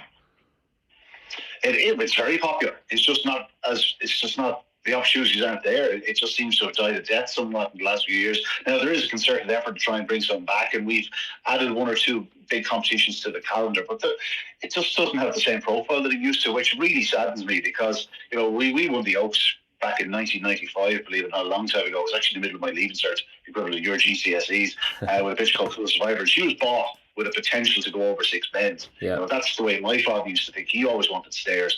I've loved stairs. If I had a card with 12 staying races, like, that'd be my dream. I just love the stairs. And I do find that I have a knack. I have a knack of trying to pick out one that'll stay. And yeah, I love a maiden stairs or a novice 750, whatever you call them, on either side of the pond. And yeah, I've been lucky with 6 bend racing over the years. They continue. Yeah, for me, it's the most exciting form of racing, really. Like we love marathons. They're the most exciting races when you get a good marathon. 6 bends is exactly the same, and even for like casual race goers, when they go to the track, you can see the sense of excitement for 6 bend race because they know they haven't done their money straight away, kind of thing. Like, so it's just, I just think that it's just a far more. It's like horse racing as well. You like the longer trips, don't you? Because it's more exciting. You get a bit more run for your money, kind of thing. So yeah, I've just always confused me a little bit with 6 bends in Ireland because. Yeah, I mean, by the way, I'm glad to a degree because it means that we get to watch the best 6 bend dogs over in England every single week, kind of thing, running over there. But yeah, I just never really got why 6 bend Irish racing wasn't as big, really. But yeah, you said you're making plans for it, so hopefully, yeah, it can become big because I think it's really, really good racing. I will come to any questions, by the way, so get your question into Ian on that. But it is now time to get serious, Ian. So. Yeah, you've had a decent start there. I've let you have a few jabs at me unchallenged there, but this is where now, okay, the uppercuts start coming out and the hammer blows start coming out. So we are now going to the first race for me and Ian here, and it is the 409 at Towcester. So just going through the betting very quickly there for the viewers there watching as well. So New Tonic track is the 4-5 favourite. 7-4 trap 2 Beaming Rooney. 7-1 Romeo Big Shot trap 1. 12-1 trap 4 Freeway Faye. 14s Distant Rosie trap 3. 33s Roseville Chick. We'll have a quick look now as well at the market. No real market yet though. So Ian, let's get straight to it then. Ian, how do you read this race? Listen, I worked from the top down, and I was making a case for Beaming Ruby straight away. Obviously, Romeo Big Shot has plenty of pace. He's a strong runner. I struggled to make a real case for 3, 4, and 5, and then it got to New Tonic, and you look at that run behind Droopy's Graph. And yes, he's beaten 3 lengths, but Droopy's Graph is a greyhound with huge potential, huge future. It was a good run from him, but I also believe it was probably the best run of New Tonic's career since she's come to the UK. Yeah. And if she repeats that sort of form, she'll be very, very hard to beat. Now, if she does lead, that probably ends the chance of Beaming Ruby, who probably will need to set the pace herself. The fact that she hasn't been in the 4 bend traps at Towcester is a worry from my point of view. So I was considering maybe New Tonic, but at odds on, I think I'd be willing to leave it off. I'm going to take a small chance on Romeo Big Shot, perhaps more in the place market. Maybe do a reverse forecast at the bottom just in case. But yeah, just for a bit of value's sake, probably have a few quid in Romeo Big Shot in the place market. See how it develops, to be honest. But I think New Tonic will be very hard to beat.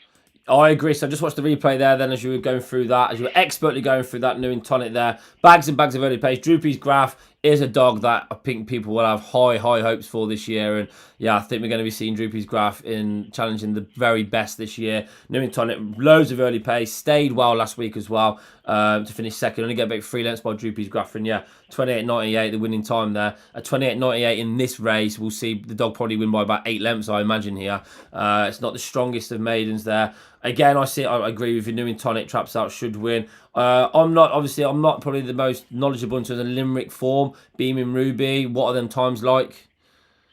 They're not bad. The 28.89 is good. Showed a little bit of early speed on that occasion. The next night when I was stepped up in grade, had to work a little bit harder to get to front. Did get to front, but then couldn't hold on. That's an A1 company, but the time wasn't an A1 time. So obviously she's open to plenty of improvements. She's only a January 24, but she is lightly raced. She had 8 races in Ireland, 2 wins, and this is her English debut. And the fact that she's been, off the track since the 6th of December, the fact that she's only had sprint trials, I'd like to watch her rather than get involved. Maybe benigner for the future. That's why I look to take her on. Perhaps Romeo Big Shot, as I said to you, he needs lots of space. He's big and he's cumbersome, but he has an engine. Whereas 3, 4, and 5 are probably, foot to the floor, 2970, 2980. I have a feeling that Romeo Big Shot in better company will go faster, and that's why I'll be doing probably a 4-6-1. So Ian, a bit of place market. Ian, this pains me to say this. I agree with you here now. So I also I want to be watching brief with Beaming Ruby Trap 2. I think, first time in the 4-bend trip. So those that don't know, it's going to change, but the sprint boxes, the sprint traps are different to the 4-bend traps at Towcester. They are getting that addressed, though, ASAP, I've been told, so which is good to see because you need that consistency. So, yeah, I'll be watching bit of a watching brief Beaming Ruby. I do fancy Romeo Big Shot to finish best of the rest here. I think New Tonic will be winning this race. Unbelievable draw. Lead up trap 5, lead up trap 4, lead up trap 3, lead trap 2, and then, go on to win. I think then, like you say, Romeo Big Shot, he's probably as fast as what he's in with. Doesn't get beat very far. He has ran against some really good dogs as well. I just think, we'll be finishing second in this race. So, Ian, not going to go against each other yet. We are going to be here, so we could be looking like two absolute geniuses or two clowns. Viewers, the most important people, let me know what your thoughts are on this race then when we get to our bets shortly. So, I'll come to your shout out as well. Trap 6 Easy Money. I really do think that Trap 6 will be winning this race here, though. Too complicated for using. Tim Vincent, I try and keep these live shows as straightforward as possible, Tim. What you see is what you get here. So I'll go through the race, talk about the race, talk about your comments as well. And then, but try and build up each race, though, and give you an insight into what goes through mine and Ian's brain when we do watch these races here. So, I'm going to look at the market now quickly then for this on the exchange, because we do need to now be serious. No real market yet. What price would you have New Tonic, Ian? I honestly, when I first looked at the race, I thought they're going to stick this in at 1 to 2. So I thought 4 to 5 is perfectly fair. I think she's probably a 4 to 6, 8 to 11 chance. That leaves enough room where she doesn't lead. Like, she is a bit vulnerable, but like, she's probably odds on to lead. Just given the fact that she knows where she wants to be. Like, 5 has probably no chance. 4 stays a middle to wide path, but it's 29.95 in the button. And then Distant Rosie, again, I've written down 29.70, foot to the floor. So I would expect New Tonic to be comfortably leading up to the likes of those. Beaming Ruby is the one concern, but as you said, different traps, different track effectively. It's the first run over the 4 bends. I've given all my reasons. I think New Tonic will be very hard to beat. So, I'm going to have a small bet on the forecast 6-1. I'm just going to have a pony 6-1. And then I'm going to have a couple of quid saved on 1 and 6 just in case. Do you know what? I'll have a 5 at 15. We'll tiptoe into this. We might do something on the place market just as it develops. But at the moment, 238 is probably tight enough about the top. I am going to try and get my bet on now. I'm going to have £50 on that forecast on 6 to beat 1. I don't know if I'm going to get matched. I am matched. I've been matched, actually. So I've had 2 to 1. So I've had £50 on 6 to beat trap 1. That returns me over 2 to 1. It returns me a delightful £135 there. I do think it's as straightforward as that, and I really do. I do think 6 will lead, and then I think 1 will turn second there, and that'll be that. So Ian, that is Ian's screen there actually. So have a quick look there. So if you can look at what Ian's getting on there as well on the exchange there. So Ian, how much do you win, mate, if you read this race right? 6-1 will win me 83, and 1 and 6 will get me 45. Just looking at the place market now, I think I'll leave the place 238. Just take a chance that the forecast comes up for me. Okay, so let me know your thoughts as well, people that are watching as well. Again, the reviews always go up for race time. So I have backed 6 to beat 1 straight up, £50. I'm £10 down at the moment. Returns a delightful £135 there when I've got that on. Good luck. If me and Ian don't win, then yes, I hope that you do. 6 really should be too good for these. Away and gone New Tonic, and then we just want trap 1 to get a clear run there. If trap 1 beats trap 6, Ian will be in profit though. If you've done the reverse focus, Ian, right? Yeah. Okay. Yeah, we're 1-6 on it for small money. People are saying 6 is a lump job. I can absolutely see why you would fancy that. Right then, good luck to everybody here. Come on, trap 2. Good luck to you. People that bet Beaming Ruby. Hair is on the move. Good, Ian. Only time I say it, good luck to you, because if you win, I'll probably win on this one as well. Harry's on the move there. 6 is trapped out, like we thought. So 6 is going to go win the race. We need now Romeo, because to just get clear run. He has absolutely chucked one in there in that first bend, by the way. We are currently 7 lengths behind second. Trap 2 is currently in second place. 1 isn't even on the screen yet. If you bet trap 6, absolutely well done to you all. 1 is still not on the screen yet. Oh dear, Ian, what is going on here? Let's call it off now, Ian. I'm going to stop that because that is a miserable bet. 6 has gone on to win the race. 1 finished 4th, I think 5th there. Trap 2, though, ran quite well in defeat. Trap 2, in fairness, I think you've probably seen that in a graded race at some point. But yeah, Ian, yeah, that is a disgusting forecast bet for us there, because talk me through it, Ian. What did Trap 1 do at this first bend? Yeah, I'm struggling to actually get the pictures up here, so I'm watching them in delayed fashion. The 1, he just needs space. He just needs cumbersome. He runs into trouble. But the fact of the matter is, 6 and 2 got loose, and that's that. 6 was the play. 4 to 5. I'm surprised now, Ryan, given your propensity for backing odds on chance you weren't lumping on, to be honest. It's not really my bag. I was looking for that bit of value elsewhere, but as it was, like, the one dog came away reasonably well. He can't match them into the pen, but just look him into the corner. He just doesn't want to know. He doesn't want to get into a battle. As I said, needs space. He's one that'll put his hand in your pocket and rob a few bob, I'm afraid. Yeah. Listen, fingers burnt. We learn our lesson. And Ian, we go again. The reason why, Ian, though, I didn't go big on 6 was because I just thought trap 2 slightly unknown, and with an unknown in there, odds-on shot. 2 could have come open for loads improvement. I just thought there's a bit of a risk there. I thought the forecast would get there, but yeah, if trap 2 wasn't in the race, then I was getting 4 to 6, 4 to 5 on it. I would have backed on it, but there's just a little bit of doubt there for odds-on. So yeah, no good. I'm currently £40 down. Still a long way to go though there. So I'm going to get some comments in. We've had a few shout-outs for people from you here. So Tyler, Ian, Caden, and Liam O'Connor said hello. Over there. They get a chance to say hello to me every night at Shelburne Park. Okay. A grandson of Liam, always at Shelburne. Have been involved in some good dogs over the years, and yeah, good to hear from them. You've been told don't let the nation down, Ian. Well, currently we are 0-0 in our little thing there, but yeah. So Ian, I'm not going to mention the Irish Derby and me beating you there. But yeah, so let's have a quick look now anyway. That's the first time I mentioned it, I think, there. So looking forward to seeing little brother Archie try his hand at Towcester. Glenn Davis, good luck with you. Glenn Davis got some good, big follower of the channel as well. Has got some good dogs as well there. Glenn, let me know if you find a trainer for them dogs as well, by the way. Because yeah, it's a right good little mix of dogs there. Well done, everybody who backtrapped 6 there as well. Absolutely, you are spot on there as well. We're going to get the next race up, the 428. It is an S1 race. Going to quickly have a quick look now at the early pricing here. I'm £40 down. Got 3 races to go still, so there is still a long way to go. So Tommy's Lotto, I think this has been probably the best back dog of the day, is 6 to 4 favourite. Infield Champ, trap 1, 7 to 2. 4's the 6, 4 to 1 the 2. 7 to 1, bit of money for trap 3, Glencoe Queen. And 10 to 1 outside of trap 4. Ian, we will come to that in time though, very shortly. So Ian, could you then give us now some Irish dogs for us to watch out for, please? So people watching now, what are going to be your superstar Irish dogs for the year that we get in the notebooks?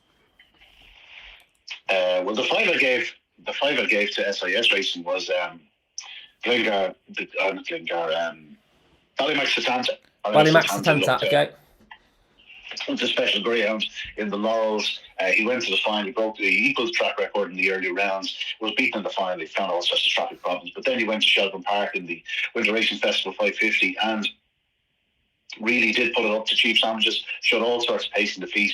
And but for a stumble at the third bend, may well have been very close at the finish. He's just becoming a greyhound in front of our eyes.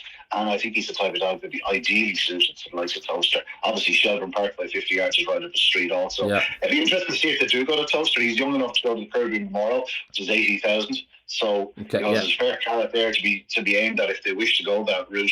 But I would imagine that Liam Downing is determined to win another English Greyhound Derby. I think Ballymax Satanta would be my number 1 dog for the year. Wow. Obviously, I'm a huge fan of Magical Major, Magical Luca. Yeah. They're both on the easy list at present, but I expect both of them to be back. They're very quick indeed. And then it's just a case of watching out for what's happening at Clonmel at the moment. Tralee will be starting very shortly, and then a little bit later in the year.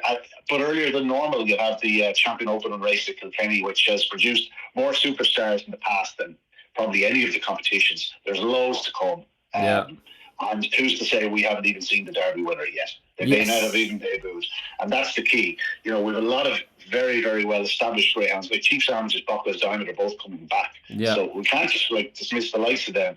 But, yeah, the eye is automatically drawn to the dogs that are coming through. And as I said, Tralee, Clonmel and Kilkenny, that's the place to be watching. So, on that then, and by the way, people let me know as well in the comments as well. Let us know your dogs to look out for the year. Glenn, I'll ask that question, but Michelle Brown, you're in they're in very good hands then, Glenn. Michelle Brown is one of the best trainers really in the UK. Dogs are flying. What she's got with Mamba and Pro Parker running is something very, very proud of there. So, Ian, quick one then for you. So, I look at a lot of the best dogs, especially I guess the UK, we're not sport for choice here. There doesn't seem to be a great deal coming through UK side in terms of dogs that have been bought from Ireland, say, for example. And if you look at a Derby coming up, the top of the betting is really pretty much the same like the old guy from last year, really. Is there hope in dogs coming through in Ireland who can challenge the likes of Cheap Sandwiches, Proper Heiress, who's going to be bang at it this year, Bocco's Diamond? Is there anything that can realistically challenge them dogs? Yeah, but it also depends on whether those people that have those dogs decide to target the likes of Towcester. It's more likely to keep them in Ireland, maybe pick off a few decent prizes for their own age group, and then look to target our own Derby later in the year. The dogs that probably will challenge for English Derby that are young are the dogs that probably emerged at the back end of last year. Okay. You know, Graham Holland won the National Public Stake with Shotgun Des. He looks out of a nice dog. Yeah. It'd be interesting to see if he goes to Towcester. He'd be absolutely made for the place in terms of he wants the fence, he's got lovely early speed, and he runs in a remarkable corner. Yeah. And that, there's three things that work in your favour around Towcester. So, you know, don't just dismiss them. It's until sort of trainers start grumbling and saying where they're planning on sending the dogs that you can start to make your plans. And that's something we'll be doing over the next month or two. Will be anytime you see something, you'll be going, have you anything for the English Derby? And that's when the picture starts to develop. And that's if you can get into their ear beforehand. If you see a trainer, just say to them, what's the story? Do you bet for the English Derby? And if they say, yeah, we're going to go with that dog, it'll be 40 to 1 the betting. But if it was known it's definitely going, it'd be 20 to 1. Yeah. So that's where the value pops up. You know? Okay, now get that in. So I had a stinking ground derby this year. I did well for the Irish Derby though, as you well enjoy, as you know yourself. Do you find it easier to win at Towcester ground derby or Shelbourne Irish Derby from a betting perspective? I very rarely get involved in the anti-post book in Ireland, but I do get involved in the anti-post book in England. I think there's an awful lot of certainly Irish dogs that are overpriced from early, and if you can pick up the right one or two early, you can get really good prices about dogs. Yeah. So you can get 25, 33 to 1 about dogs. That'll be half that price if they line up in the first round tomorrow. I've already backed Ballymaxitanta for the English Derby. I did that literally as he crossed the line at the Winter Racing Festival. Okay. Not only dawned on me straight afterwards going, sugar, he's a 24 web. Like this dog run the Derby, and then you go, hopefully Liam. Liam has actually often targeted the Derby over the likes of the Kirby. Interesting. He's never really thrown full. He's never gone gung ho for the Kirby, where he generally does go gung ho for the English Derby. So one sense is that Liam Dowling will be a man to keep an eye on. He's got a lot of fast greyhounds. So Paul Lawrence is just hello Paul, glad you're watching, my friend as well, mutual friend of both me and Ian, almost as good a judge as me. You are, Paul. He said earlier Towcester Derby this year, could that impact the Irish Challenge? Because it is a bit earlier, isn't it? It starts about a month earlier, is it, this year? Yeah, it could do. If you look at the dogs that ran in the Kirby that went on to the English Derby, the likes of Droopy's Roddick was second from the Kirby. That might rule out the likes of those dogs. Yeah, if dogs going to the Kirby, it might just rule out the younger set. There were one or two. I remember the Ballymac Tasbitch. She was supposed to run the Oaks. I think she had run in the Kirby. She was supposed to run the Oaks, but she got knocked out surprisingly in the first round of the Oaks at Shelbourne Park, so they quickly rerouted her. And a few days later, she appears in the first round of the English Derby. She finished second to Price's Blake. Was it Price's Blake? So that can happen. You know what I mean?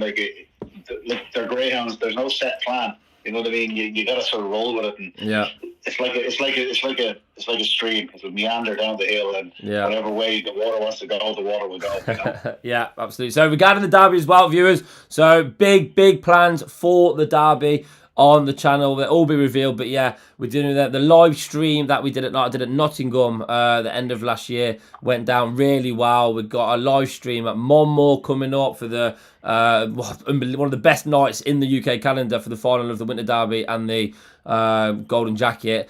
And then we're going to do a live stream as well for the British bred final at Nottingham as well. Love Ari Up, the superstar little bitch, and asking Ari Up to be in that. She is British bred, so yeah, you never know. And then for the derby, there are going to be live streams throughout that derby, including derby final night. So yeah, Back in My Betting is the place where you want to be watching the English Greyhound derby, because I've got such good plans for that. Right then, that is irrelevant for now though, because it is now time to get serious. I'm actually £40 down now, which is annoying. I've read races right to a degree, but haven't been able to, get a sustained challenge here. But we have an S1 race here. Loads of opinions as well. A few people training trap 5, trap 3, trap 1. People saying lay in or not. So let me know in the comments now. Trap 4 as well. Have a shout out. Trap 2, shout out. Let me know in the comments, people, what you fancy in this S1 race. We love 6-pen races on Back in My Betting. They don't really love me that much at the moment, but yeah, we like 6-pen there. So we have an S1 Infield Charm trap 1, Glengar Maggie trap 2, Glencoe Queen trap 3, Brinkley's Butler trap 4, Tommy's Lotto, the Money Dog for today, trap 5, been smashed in the betting all day, and SJ Sonia trap 6. I am going to get a line of form up if I can find it now, and it's on the 28th of December. We are looking at trap 5 Infield Charm, who ran against trap 1 Glengar Maggie here. So Ian, S1 races are there, your forte at Towcester. We're looking at trap 5 and 1 whilst Ian goes over here. Interested in it, Ian? Yeah, listen, any straight races, any track, I'll keep an eye on. I'll always try my eye on, especially the likes of novice races in terms of maidens and whatnot, because you often get dogs that are thrown in, you go, oh, that's a certainty to stay, and you look at it going into the escape.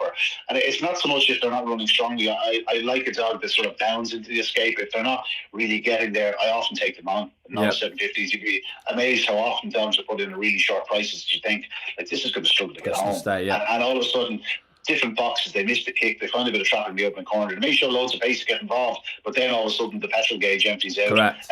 That's not an issue with most of these. Like, these are all proven, with the exception of SJ Sonia, who I really don't fancy out in trap 6. You know, like, and if you look at that race there, Ian, as well, Glengar Maggie dropped into an absolute hole as well off that. So when I was showing that race there, Infield Charm stays all day. Glengar Maggie got more early pace, so it's probably well drawn in terms of early pace. But again, people can get carried away. They watch 4-bend dogs fly home over 4 bends, and they think, oh, I'm going to be a 6-bend superstar.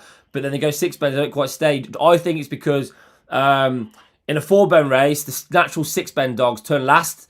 Whereas if you're a 4-bend dog who stays a bit of 4 bends, and then you run against 6-bend dogs, they turn handier, so they're getting a clear run at you. And then generally, what you see, like you see Glengar Maggie there, does all the running to the 5th bend, which would be a 4-bend race really, and then the 6-bend dogs, their natural staying power, they then do get to the 4-bend dogs a lot earlier because they have a clear run. So I think these kind of races as well, you are looking for dogs who have proven staying ability here. Trap 1 Infield Charm stays all day, stays ridiculously well. Can be prone though to chucking the odd bad race in though, Infield Charm. I don't think it's the most consistent bitch there, but on a day she's really quick. Money Dog is Tommy's Lotto, Ian. Do you agree, Tommy's Lotto? He's a class act in the race. Like, the fact of the matter is, though, he hasn't run over 6 pence since last April. Now, albeit that was behind Monge's Wild and some other very talented stairs. It was well beaten, but if you look at his best form, like, he's got sub 43 second runs around Towcester. And in recent weeks, while it's 6th, 4th, and 3rd in his last 4 starts, in each of those 4 starts, he was absolutely hammering home. He's only beaten 2.5 lengths the last night after getting crowd out of the opening corner. The same can be said the previous night. He's only beaten just under 3 lengths. The previous night to that, beaten 3 lengths. But on all of those occasions, he found a little bit of traffic and ran on really strongly. It's funny, if he was a youngster, you'd be going, I'd be taking the middle or the wide seat off, maybe put him in the middle, or even as an inside. He'd probably not as wide as he once was. And that be your concern, that he's back over the 6 bends. If he does miss the kick slightly and does edge into the open corner, he could find himself a bit of traffic. And in his first 6 bend start since last April, that'd be a little bit of concern. You wouldn't expect him to come from 5 or 6 cents behind. Certainly, if the likes of Infield Charm got loose on the inside now, he is like she's inconsistent to an absolute fault. Like there's nights where you go, God, this can really run, and there's other nights it's going through the motions. It's tricky to put your foot down on one. Glengar Maggie, you showed that clip there. Now she has probably stayed on a bit better in one or two starts since. She does a 43.72 in her second last start. That was the last time she ran over the 6-bend trip. Glencoe Queen, it's strong, but it's a touch one paced. Like it won't match them for tactical speed. Brinkley's Butter, like a 38, you could do worse than have a couple of quid, because we know it'll really stay on strongly. Yeah. I'd be surprised if it was out of the first three. Maybe it could certainly sneak in there. I really don't fancy the bottom SJ Sonia. She's a touch one paced, and she's what I call a drifter. Yeah. You know, if there's dogs on her inside, she tends to drift off around the corners, and I don't think you can afford to do that at Towcester. I think they're the dogs you have to be laying most nights. Yeah. Now, at 8.4, you'd want to have cojones to be doing that. She's not one I'd be laying at that price, but I could certainly lay her to be the top two at 3 or 4. Listen, Tommy's Lotto is the one I'd be choosing. I'd be wary though with infield charm, just in case it reduces best form. But I'm gonna have 50 in Tommy's Lotto. So I'm looking at it 292 at the moment. Ian, I don't like this, Ian. We're agreeing too much. So I fancy Tommy's Lotto quite strongly here as well, actually. If you look at them 4-bend race, I did show it. The last 4-bend race, Saleka's calf, she stays 6 bends at Nottingham. She's a decent stayer. He was running all over it. Romeo Big Shot, who, unfortunately, we just seen Romeo Big Shot there. Does stay well, Romeo Big Shot, though. Tommy's Lotto was doing all sorts of running behind Romeo Big Shot over 4 bends. He's got really good old form, Tommy's Lotto. I think Tommy's Lotto is a good thing here. Infield charm, any sort of a clear run, will be doing a lot of running in behind there. But again, is known to just chuck in the odd bad race in there. Usually when I backed her, to be fair to her. So I fancy Tommy's Lotto. I think Tommy's Lotto is a good thing here. I think he's been crying out for the step up. And he's a massive price. So I'm £40 down at the moment. I'm going to be having £80 on Tommy's Lotto here, if I can get matched. We are matched. I've had £80 Tommy's Lotto. You've had £50, Ian. I've had £80 on. I'm going to get your camera up now quickly, Ian. So let me know your thoughts in the comments as well, please, people. Trap 1 picks up trap 3. Got a dog from my wife. Good swap. Michael here, I like that one, mate. So, so me and Ian, and this is wrong, by the way. We're agreeing too much here. We are both on trap 5, Tommy's Lotto here, who, money now is coming, though, for Tommy's Lotto. What do we want to see now? They've listened to me and Ian Fortune. I've had £80 on. Pays a delightful £160. So when Tommy's Lotto does do the business, I am going to be 160, 40. I'm going to be £120 in profit, and I can start actually thinking about winning some proper money now. Danger in the race would definitely be infield charm, as we said. Any sort of a clear run. If she's got her head switched on today, she will be doing lots and lots of running. That's for sure. And be going close. Let me know in the comments as well what we fancy trap 2 to place. I just don't think trap 2 stays relatively well. Laying free. If you are laying free, Hal, at that price, fair play to you. You must have a lot of money in your bank balance there, Hal. But good luck to you. I hope you're right. 2-1-4 always. You're leaving out trap 5. There's a lot of people here saying trap 1. Ian here. And I think we can both see why. Infield charm. Yeah. She's probably the most proven recent stayer anyway in this company. And she gets clear running. She's going to close, isn't she? Yeah, big time. Again, just finding one too good in recent weeks, so I'd just be wary of that. But it's no question of infield charm. It puts its best perform. It can be a player. Yeah, absolutely. We'll come to the sales as well. A few questions on comments on the sales as well coming up as well, so we will get to them. Hello from Toronto, Canada. MV. You know what? MVO River, there we go. Hello from Canada, Toronto. Yes, back in my bay. It is on the international stage, which is what we want to see. Right then, 6-bend race. Yeah, the most exciting kind of races that we want to see. Dogs are... Oh, something's going on. What's going on here? Oh, don't start this. Don't start this. Oh, Ian, what is going on? Look at the Irish, Ian. You've been on, Ian, for half an hour. And you've already stopped the meeting. You've halted a whole meeting at Towcester. What is going on here? There's a bit of confusion there. They obviously want me to start to watch the start of the matches. That's it, you know. They've seen that there's dogs are now being withdrawn from the traps. I've no idea. I'm going to put the commentator on here. See what's going on here. Well, from here, but the way they're looking, maybe the hair's sat where it should be for the 500 metre traps. So what I think, and I did think that because of what they were looking at, I think the hare they haven't moved the hair around in place for where they should be for this race. That's not too bad. At least that's only a short delay. Then they'll just put them behind the. They will, yeah. They're gonna have to hide the noise though, because then dogs do hear that hair move. They're gonna go mental there. So hopefully that I hate things like this though. I don't know about you, but you know, if like the traps fail or stuff like that, I hate any kind of doubt. You know, like when you've had your bet. I hate stuff like this. I don't know what it is. I don't know if it affects them or not. It probably doesn't, but yeah, when something goes slightly wrong, I just don't get a good vibe. I want to cash out my bet, to be fair. I don't know what you're like, but yeah, I don't like stuff like this. Funny enough, when that happens, when like that ever happens, you take dogs to the traps or whatever. It always tends to suit me because I tend to be not on the dog that pings. Has to ping. So I tend to be backing something from off the base. Which so helps.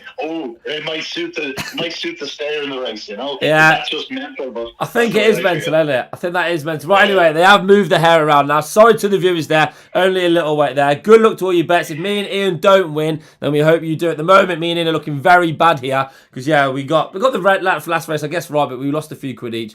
But anyway, hair is in the right place. Dogs are in the traps. Hair is on the move. Come on there, Tommy's Lotto. Just do it right, please. Just trap out. Ian, I'll do this race. You do the next one. Right there. Traps are over. Tommy's Lotto has not shown a lot of pace there. But get a clear run. Get a clear run. We just need to get a clear run. Right then. 2 is left. If we get on the inside, surely we're in business here. Not doing much though in behind. We need to get a clear run. It's got Messi and infield Charms about a length behind us here now. Right then, lap 2 go. We need this motor to start kicking in. I've got a horrible feeling trap 1 is in a very, very close position here. Tommy's Lotto is doing absolutely nothing in behind. Trap 4, Ian, is flying as well. What is going on here? Trap 2 is still in the lead here. We're not going to be winning, I don't think, this race. In fact, we're a million, actually. 2 is still leading. 1 now starting to make a move as well. So is Trap 4. And there goes Trap 1. We bloody said Trap 1 there. We built up Trap 1 infield Charm so much there. And yeah, I'm going to say S1. I like an S1. There was a lot going on without really much going on, if you know what I mean, at the front of that race there. There seemed to be a lot of podding on the spot there. What are your thoughts on that race? Yeah, again, I'm having problems with pictures for some reason. I think it's my Wi-Fi, and like normally I have strong Wi-Fi, but I'm sort of watching it back here again. I only got to see the last sort of half of the race. Obviously, infield Charms down, it kicks into gear. Didn't fancy 6, that folded away. I was a bit shook now when 4 was closing off the last bend. I'm thinking if this wins at massive prices, we should have been on for a small few quid. Tommy's Lotto, like those are the risks you take. It hasn't been running over 6 pence for a long time, and you're judging it purely on A3 form. If it didn't hit the lids, it was probably going to be in a spot of bother. And, you know, like in fairness to Tommy's Lotto, for all that he's strong over the years, it tends to be off the front rather than off the back. Yeah, when Tommy's Lotto didn't lead, that was it for me. Yeah, we were in trouble early. Yeah, we're in trouble. Infield Charm, there's a lot of people that have gone infield Charm. Well done to you all there. Tommy's Lotto, yeah, it's a weird race that. He hasn't really got going. I think before Tommy's Lotto, he's been involved in races as well where he hasn't gone as probably fast as I think some people think he may have gone in races there. He looks like he's got a bit mixed up with dogs there and kind of just gone with them there. Infield Charm done it like, I guess many people thought the good thing that infield Charm was there. So yeah, so no good, Ian. We are now 2 from 2 losing races in a row there. Yeah, so at this point then I'd like to say if anyone would like to apply for backing my betting to come on, please do so. Yeah, all you have to do is just prove that you can have better form than me and Ian Fortune.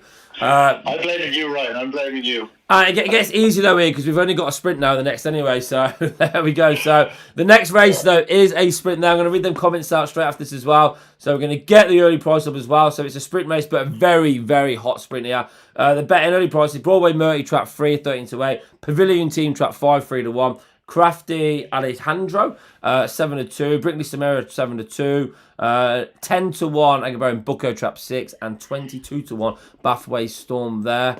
So I am now £120 down here. That is rather annoying. We'll get the exchange market up now. Right then, comments then. Let's have a quick look then. You call yourself pros. Trap 5 is terrible. George Morrison. Yes, George, we do call ourselves pros.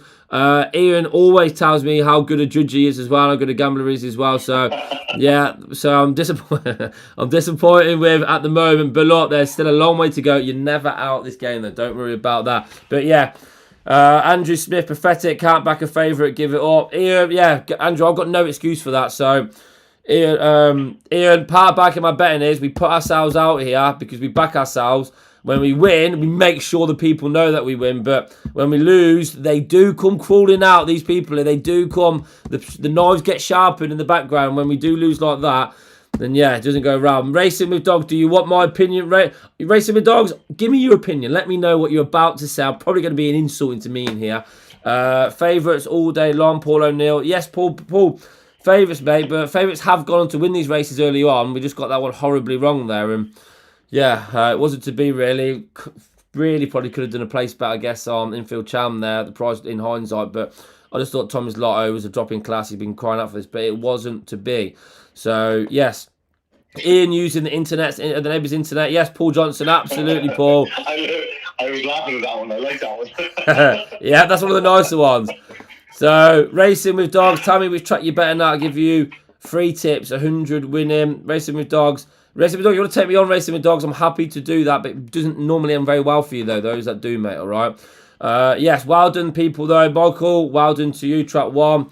Yes, Scott Lauder, well done, track 1. Anyone else? Geeks will help Lotto early pace. Dogs more likely to miss it. Yeah, we got that one horribly wrong. Clueless Clowns, hair set in wrong place. Yeah, the hair was, but they addressed that very, very quickly, though. So, yeah. Not, yeah, it wasn't a disaster there. But, yeah, I don't like things like that. Trap 5, though. Bad run for us there. We have got 2 races left then, Ian. So, Ian, we mentioned about 6 bend races in Ireland. What is this sprint scene in Ireland like? It's quite enough as well, actually, funny enough. It's very much focused towards the 4-bend action, no question about it. But we do have, like, the Super Sprint is the first one in Greyhound Park. Cork. That was won by actually Born Racer, I think, last year. Yeah. The dog has been running around about Towcester. The weather rule, yeah. And then we have the Island Bridge Sprint is in Shelburne Park, but the main sprint is the Irish Sprint Cup at Dundalk. That's the real test of a sprinter. It's 400 yards. It's a 400-yard sprint around Dundalk. Long run to the corner. The run to the corner is like 7 seconds, and then you're nearly a second run home as well. So it really does sort them out, and that's why you often get Derby dogs running us. Like Drewby's Patriot was close second in it this year. Rodstrand's Hill, one of the great sprinters of recent times. He won it last year, broke the track record in the process. Most perfect run nearly of a sprinter I've ever seen that I broke the track record of Dundalk. It's a cracking sprint. And then you have a lot of the valuable one-off sprints, as well as a couple of other sprints. We have the Treaty Cup down in Limerick, but you have the one-off sprints, let's say Kirby Final Night, Shelburne Park, Derby Final Night, the Winter Racing Festival Final night, should I say. You know, they're all very valuable sprints. So, yeah, it's not as thriving as it once was, but there's still plenty of sprints out there for the good days. Okay, yeah, so quickly on the comments then. So people are saying trap 4 is a certainty in the next race. Now, trap 4 is a good dog, and I think it's your mate's dog. Yeah, can we pick a winner? We're trying to pick a winner, Sway, don't me. We are trying, but yeah, we'll come to the next race, though, in about 2 minutes' time. We'll build up that race. It's a very good sprint. I like sprints. I believe it or not, I'm probably, in terms of my day-to-day stuff, so the betting there, I do back on quite a lot of sprints. Yeah, it's probably one of the fewest people, probably the bizarre people to do that. But I only go high grades, D1s, D2s and stuff like that. And I try and find levels within levels and just hope then obviously that you trap out. I don't like the amount of sprints there are though. Again, we know over in the UK, the amount of sprints here, they're just there to fill race cars basically. Dogs can have quicker turnovers obviously. I don't like the amount of sprints. There's nothing worse than when you look at a card on, say, Tuesday afternoon and you've got 11 out of 12 races that are sprints there. It just kind of doesn't promote the sport, put it in a good light whatsoever there. But I do like top level sprints because, yeah, I think they're consistent relatively though, and you can form an opinion. And you are pretty much watching the fastest greyhounds in action, really. That's why the sprinters, like, they're rapidly quick here. And we have a really, really good race coming up here. So we are going to get into it. I have a couple more comments quickly though. Chalks, some people need to calm down a bit. Honestly, the reason why me and Ian do this is so you don't have to though. If you're going to have a bet, then fine. But please do always stay in control, people there though. But me and Ian are doing this though. Hopefully it's entertaining for you and you get to watch us. If you want to follow us, absolutely. Don't follow Ian, follow me though. I've actually learned a lesson here. Following Ian Fortune is costing me money. So now this race, I think I'm going to have to have my own opinion here. So let's have a quick few more comments as well here. We've got 2 races left. We are going to stay on until the 506 race, which is a good 6-bend race. There's some good dogs in that. But we do now, though, Ian, need to get stuck in now to this 447. So it's a good sprint here. Pros don't bet reverse forecast. Paul O'Neill, I do get that, Paul. But obviously, Paul, when I do these videos as well, I do have a bit of money aside as such, Paul, just for them. Say, if I'm doing a race there, £10 reverse forecast, say, if I do fancy it, of course.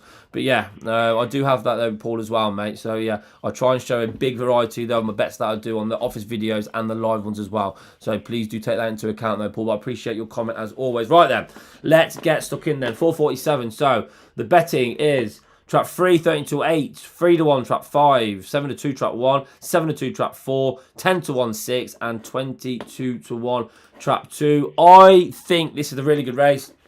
We're going to look at a line of form from last week. And we are looking at, in fact, I'm not actually, I'm going to change that. I'm going to go from a line of form. And we're going to be looking at trap 1 against trap 4. This was the end of December. Born Race, as you mentioned, Ian, won the race here. But we're looking at Crafty in trap 1 and Pavilion Team in trap 4. So again, this is why replays are key. Ian, you'd agree that replays are key when choosing your bets, correct? Absolutely, absolutely. Especially with dogs racing against each other. Yeah. Particularly in sprints, because you obviously get to see them side on. Perfect angle into the opening corner, and it's amazing how you can judge how quick a dog is going to go. That's why I like betting on sprints, by the way. For that, I won't go into it now because I like the angle that you see. You get to see if a dog walks out, you get to see how they trap, and you do get to see who's faster to the bend there. So this was last week. About 3 weeks ago. Trap 1 and trap 4 race against each other here, and if you look, relatively level break though, but got a bit messy there. There's not much between them, but trap 4 is probably about half a length ahead there to the good there of trap 1. Goes on to beat trap 1 by about 3/4 of a length there. So, yeah, on that one there, there's not much between them there. You could only be a slightly better break, and then trap 1 probably gets on the inside there. We're going to have a look at, though, Broadway Murty as well, racing against Pavilion Team. Last week, they were racing in trap 4 and trap 6 here. So, trap 4, Broadway Murty got no sort of a run. Has been sandwiched there. The meeting between the sandwich there. So, yeah, no sort of run there. But did run on really, really well. It was a messy race, though. Born Racer was looking at the race. I actually backed Born Racer. Shot came second there. So, yeah, not really much to go in terms of them replays there. So, you do then go to a little bit then of your knowledge on sprint, stuff like that. How do you see the race, Ian? I thought it was tricky, to be honest, Ryan. Like, it's not a race. Like, if we weren't here and sort of you feel like you have to have a bet, it's one I'd probably watch on. I think Broadway Murty is probably the worthy favourite, given the fact he's in 3.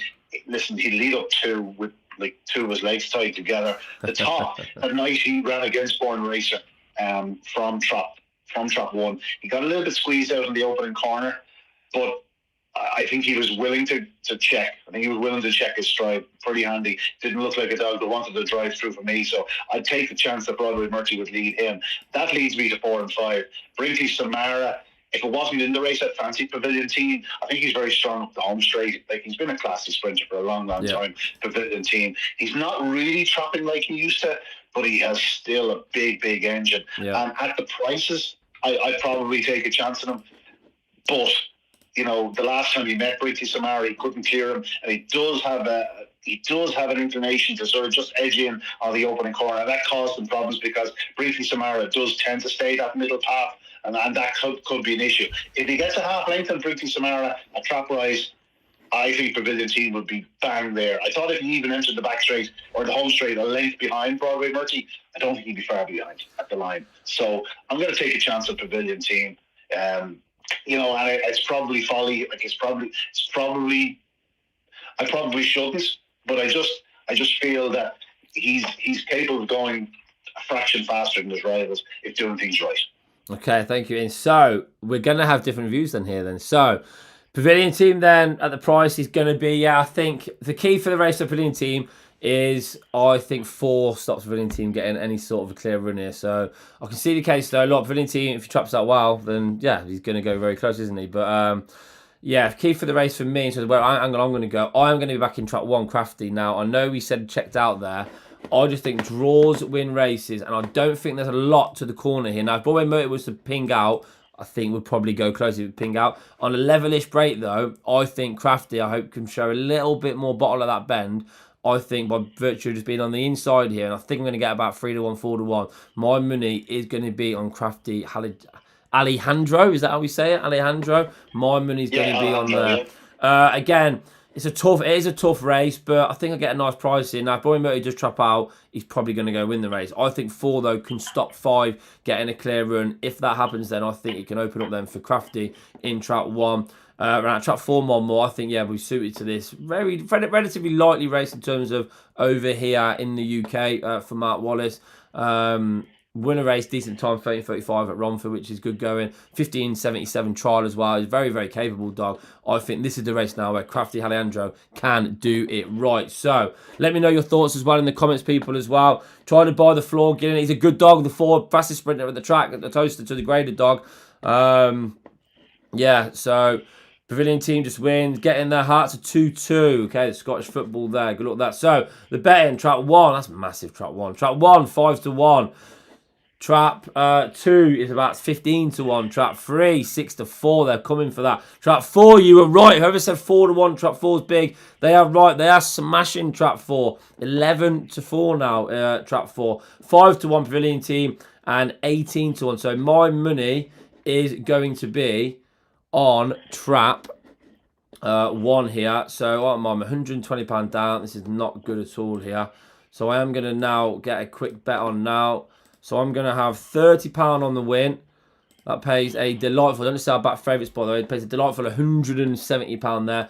I'm also, though, going to be having £30 on the place as well, just to cover myself there. Can I get that back on?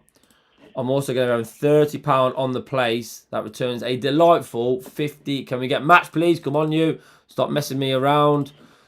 Right, we've had a little bit delay there. This is the one thing with the exchange that really irritates me at times, but we go again, don't we? So, and I've had £8. I've had £30 on the place there, £55. I've also, though, had the win there. Ian, what bets have you done? I just done straight 40 in Pavilion team. I went early. I'm on a 5.54. He's now available at 6. You know, more for me, but I won't mind if he pings it out and shows your dog's his backside. So yeah, Pavilion team for me. Hopefully he gets win the D1. If he does, I think he'll be very hard to beat. This is the first race then that we're going against each other, Ian. So Ian, if I don't win, I hope the guests do win and not you. But joke siding, good luck to you though. So let me know though. You ever play with staking plans, Ryan? Yes, Glenn. I'm going to staking plans actually, Glenn, after this, mate. Don't worry about that, pal. I'll let you know about that. Come on then. Good luck to everybody now. Good sprint race though here. Track 1 to win. I hope track 1 wins. If track 1 wins, I'm going to be having a bet. I'll turn that day around then, and it's still a bet to go here. But I do need to win because jokes aside though, I'm £120 down. I've laid £60 out. If track 1 crafty places, I'm still going to win £25 on the race, which yeah gets a little bit back. If it goes on to win though, I will be in profit, which is key here.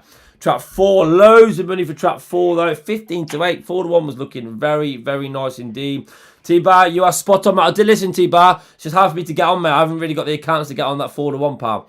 Right, dogs are in the traps. Hopefully the hair is in the right place now. Good luck to all of your selections. Winnings on free to place. I can absolutely see Broadway Motor Place in there. I need trap 1 to go. Boom. Ian, good luck to you.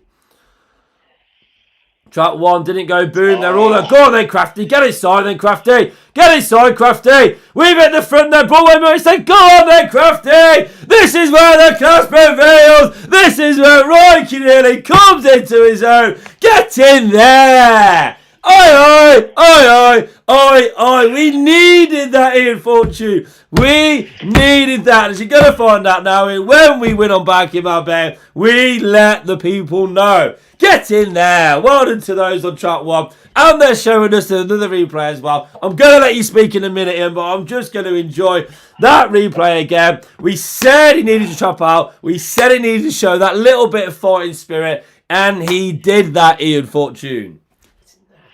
Yeah, he certainly did. Listen, he's a talented Greyhound, there's no question about it. The night he ran against Born Racer, we showed the video, we showed loads of speed up the inside. Pavilion team, I'm afraid, for me, absolutely walked it. I thought for a moment he was going to get involved here, a bit of scrimmage in the open corner, thought he was going to sweep around them, but no, crafty Alejandro, just a much cleaner corner tonight. And once he goes on Broadway Murphy's never going to pick him up.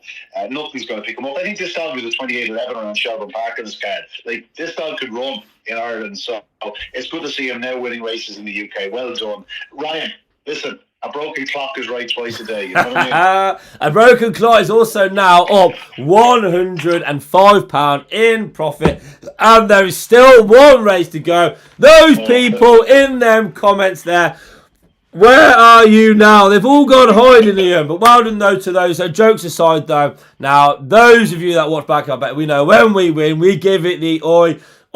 Get in there, best bet of the day, get in there. And people say I only back favourites. Let's go back to work. That is what it is. That is a work job. That's a day at work for me there. Back in 5-1 winners there in the winning place there. And I'm now £105 in profit, in fortune. Oh, we've got one more race in, by the way. At the moment, Ian, you are struggling. These people here are going, Ryan, I can see why you are the number one in the UK and in Ireland. They are saying it. Funny, I can't hear them. I can't hear them say that. Right there. So everybody though, normally we do 3 till 5, but we're going to cover the 5:06 race there. Sway, stop copying your bets, Sway. Great minds think alike there. Eamon, thank you very much, Eamon, as well. T-Bar, well done, Ryan. Bumped into 4. Shane was big money down. Yeah, the money was down on 4. I wouldn't be ruling out Brinkley Samara whatsoever though, T-Bar. I think, yeah, it's a very, very fast dog, is Samara. He will have them races there in there, though. Let's see who else. Great win. Crazy Paul, 15. Top man, you. David, get in there. Jason Bates, thank you, sir. Jason, is that you? Are you Jason off Facebook? I don't know if it is or not. There's a guy called Jason on Facebook who absolutely hammers me on every Facebook video there. I actually called him out the other day on it, and he said he was only joking. But honestly, absolutely hammers me. Even I was like, mate, is everything all right here? If you like, I've upset you, but he was all right. It was all in good fun, though. All in good banter there, though. We go again. Oh, Simon, that is the thing, Ian. I'm going to give you a little hope, Ian. I'm back in my bed. We always go again, Ian. So I know you're feeling down, Ian. I know you're feeling, I can't beat this guy. He's just too good. But, Ian, we go again. And remember that. I go up to the local GA club later in about an hour to have a few pints. And do you know what? Do you know what I won't be thinking about, Ryan? My God, Ryan beat me today. That's not what I would be thinking about. We go again, Ryan. We go again. We go again, Ian. We always go again, Ian. So I'm going to get the next race up now. Ryan, before we go to the next race, I always bring it back. I remember watching one of your videos, and you bet a dog in a handicap, and I remember sending you a screen grab. It hit the front. I think it was 5 or 6. It hit the front, and then trap 2 came back to beat it. And you just looked at the screen, and I remember it was like this.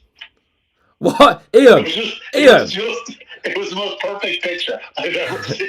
Ian, what? I got sent that photo, by the way. So I don't know if you took it or not, but someone sent me a photo of that. I was the only guy, only ever handicap race history racing where the staying dog at the back hit the front and got caught by the non-stayer.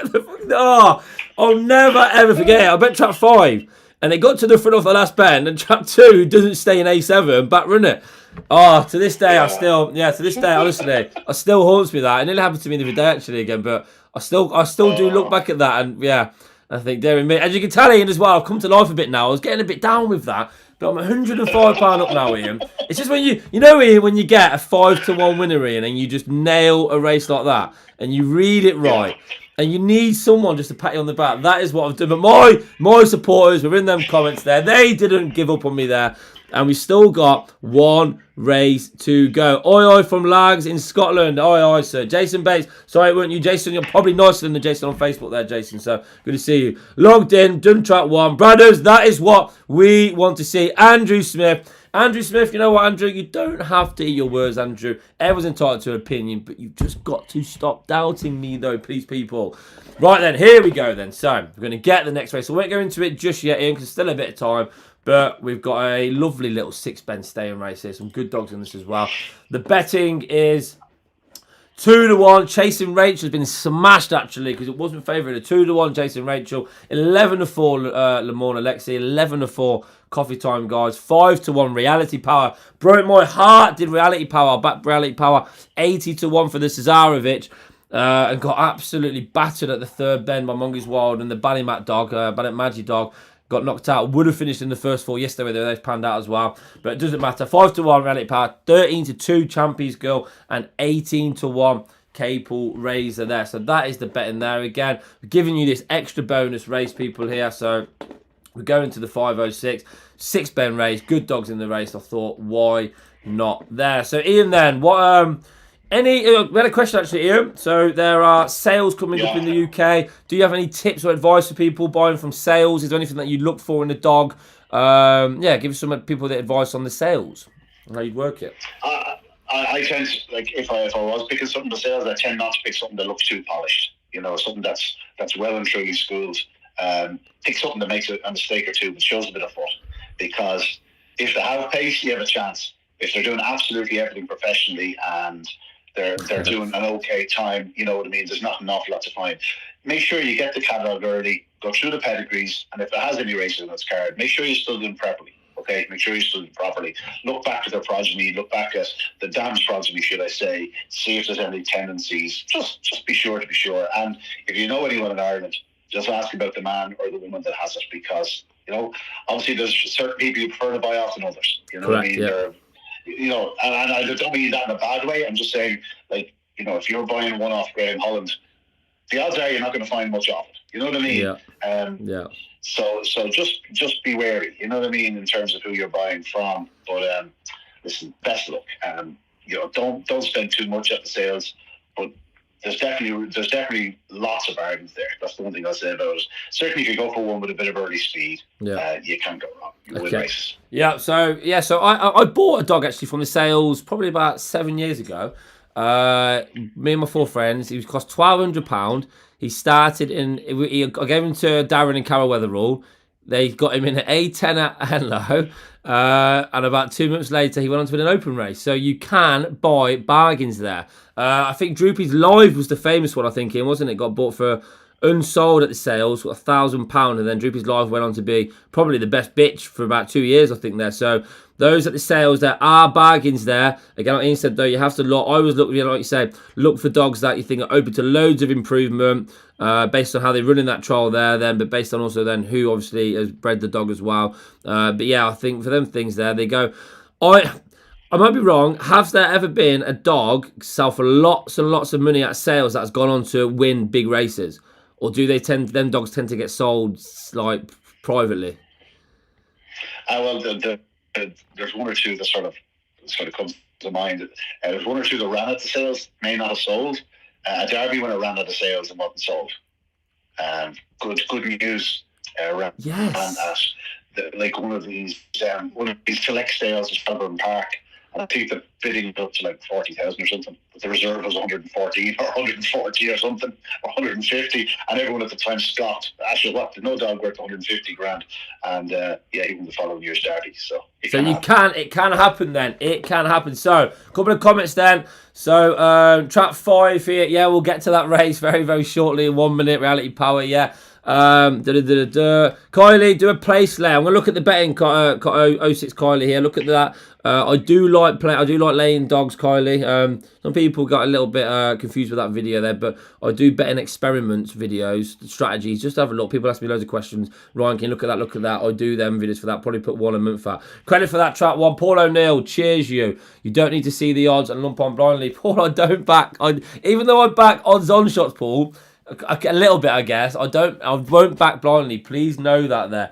No bet in the race for T-Bar. The next ever. Can't see much beating trap 3. Chasing Rachel was impressive last week. Chasing Rachel. Leo Mack, I'm going to come to our picks very, very soon for this race here. No dog has ever had the CV in Mongoose Wild. Owen Jones. Correct, Owen. I think the point is, though, that the level of competition that Mongoose Wild's beaten wouldn't be as good as in recent years, but yeah, Mongoose Wild is one of the best dogs of all time. And yeah, if you can get to go watch Mongoose Wild run, then yeah, absolutely. I'm not sure what's next for Golden Jacket and Monmore will be next, actually. So if you're in the Wolverhampton area over the next 4 or 5 weeks, get to Monmore, because the level of racing is going to be top notch there.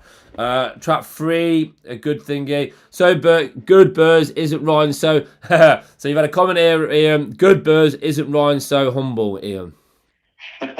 Humble. That's definitely a word I was used to describe you, Ryan. What does that mean? Humble. Well, I see it. If I don't celebrate when I win, nobody will for me. Right then, let's get into it. Yes, Lundy. Adam Lundy. Any chance of you boys winning a game of football here, by the way, mate? What is going on, Skipper? But Skipper, you know what, Skipper? He's my captain at Alverton Town when I was there. Great guy. Loves dog racing as well. I'm going to take him to Nottingham. Or should we go to... Oh, no. Take him to Sheffield or Nottingham for a night out. We said there and teach him the ropes. Learn the barking my betting way. Hopefully win a few quid. Lundy, good to see you, my friend. Logging on. And we've got one more race to go now. 3 stays longer than the mother-in-law. I do like that shout there. Right then, let's get into this race because we've got about 7 minutes. So, it's a staying race. Track 1, Coffee Time, guys. 2, Le Mans Alexi. 3, Chasing Rachel. 4, Champions Girl. 5, Reality Power. 6, Capel, Razor. Ian, talk to me, please. As you're talking, Ian, I'm going to look at a replay from last week, and this is track 2. Coffee Time, guys. Wow, I was in track 1. Sorry, in track 1, but track 2 in this race. Beating Le Mans Alexi. Ian, though, talk me through this race, please. Yeah, I can't actually see it live because, as I said to you, I'm having in terms of your views on the race, though, Ian, let me know your views on the race in general. Yeah, well, Coffee Time, guys, I thought it was mighty impressive last week. Le Mans Alexi got a 7 or 8 length lead. At one point, she looked like she was home and hosed, and then Coffee Time, guys, just simply shook off the attentions of the likes of Lakers Belitza and went into second spot, and sort of halfway down the back straight just seemed to just bridge the gap fairly quickly, and once going to the front just stayed on really strongly to win in 43.01. Like, you compare that to, Chasing Rachel last night, it wins in 43.75. I know they're both plus 30. I just can't understand how Chasing Rachel is the one for all the money when you consider how well Coffee Time guys ran here. The fact that Le Mans Alexi's drawn on the inside of Chasing Rachel and potentially should hold it up or certainly get out in front of us. Le Mans Alexi just threw the head up slightly there at the 5th bend. It's the first time I've actually seen that. Yeah. But I just can't understand quite the money for Chasing Rachel. Looked absolutely rail dependent to me, and a little bit one pace. It has down balked 5. Well, if that's a balk now, like, I'm a male model. Like, it was slightly held up, sneaked through the inside. Champy's Girl, she's capable of running a good race. If you pick out her best form, I prefer her closer to the bend. Reality Power, no question, loads of stamina. Starting to look a bit of a professional runner-up. Has only 1 win from 23 starts, and that 1 win came when it was literally passing the dog that was, walking at that point in the race over the 6 bends. Will certainly stay on. If I was doing sort of a few nibbles in the forecast or whatnot, I think I'd favour Reality Power to be second. No matter what wins it, I think Reality Power will be close enough to the pace. Don't particularly fancy the bottom. It's a tricky enough race, but I thought there was plenty to like about Coffee Time guys last week. I think I'd be more likely to oppose Chasing Rachel, though, than actually backing something in the race. But on that note, Ian, I am going to be laying Chasing Rachel here. I don't think can't win this race here. Now, I'm risking a few quid here, Ian, on this. Let's see if I can get matched. So, right, So agree with you, Chasing Rachel, and there's a line of form here. So I've laid Chasing Rachel £120 to lose £210. Reason being, you said about that, I think Coffee Time guys is quicker than Chasing Rachel anyway. She did win well last week. She beat Fabulous Hannah, did we watch Fabulous Hannah run about 3 or 4 races ago? Is that right? At the start of this year, Fabulous Hannah run dropped into an absolute hole, but against Chasing Rachel flew home. So I just don't see how Chasing Rachel can be the price that Chasing Rachel is. I agree with you as well on Reality Power being a bit of a forecast play here. I think, though, Coffee Time guys is probably your likely winner. I think Reality Power, though, only sort of clear and will go close. But I'm laying Chasing Rachel here. So let me know your thoughts in the comments, please. I am Chasing Rachel can't be beat. Tom Ladd, Chasing Rachel is going to get beat. I'm about to show you now. So I have laid Chasing Rachel here. Big lay bet as well. I've laid £120 Chasing Rachel. Risk me £210. I am also, though, going to chalk a few quid on as well on track 5, Reality Power. I'm going to have £20 on Reality Power to place here as well. I was just doing the same. You just exactly the same, have you? Okay, just too big. Just too big. So Ian has then also, so great minds, Ian. Then, okay. So Ian, what bets have you done, mate? So I have done a small lay on. I'm just making sure I have the sports book open as well for the fixed odds.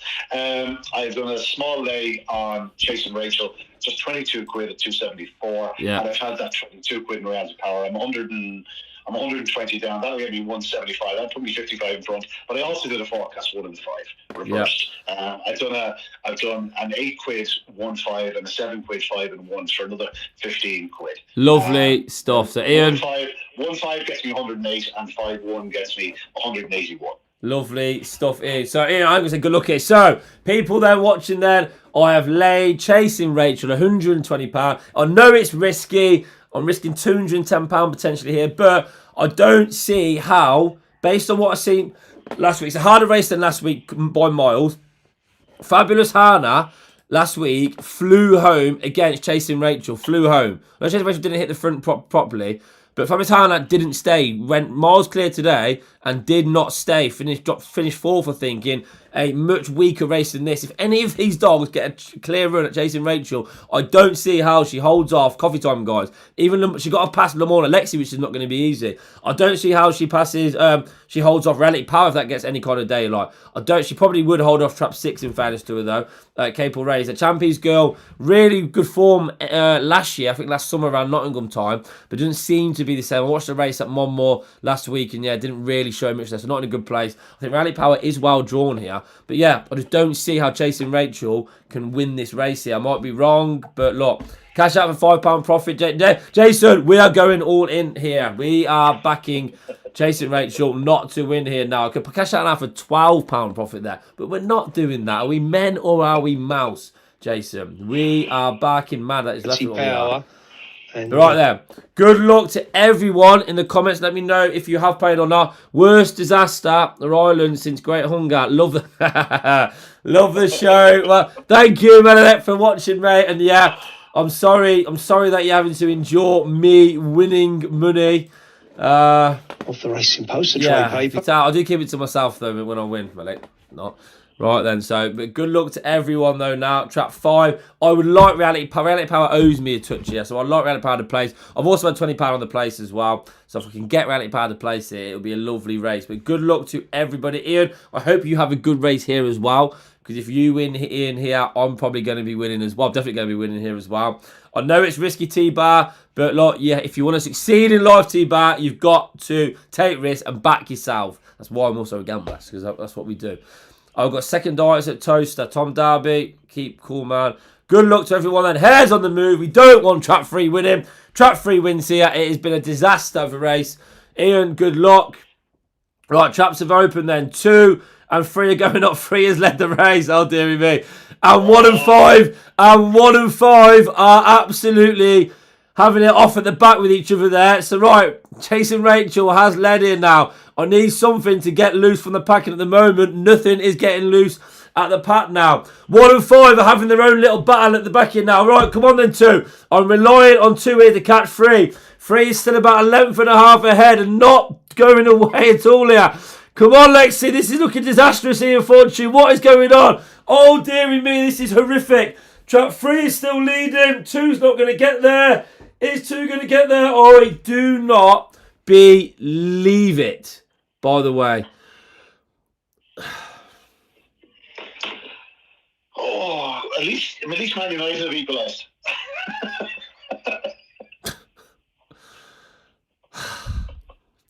Fucking hell. Right, I can't swear. Oh, man.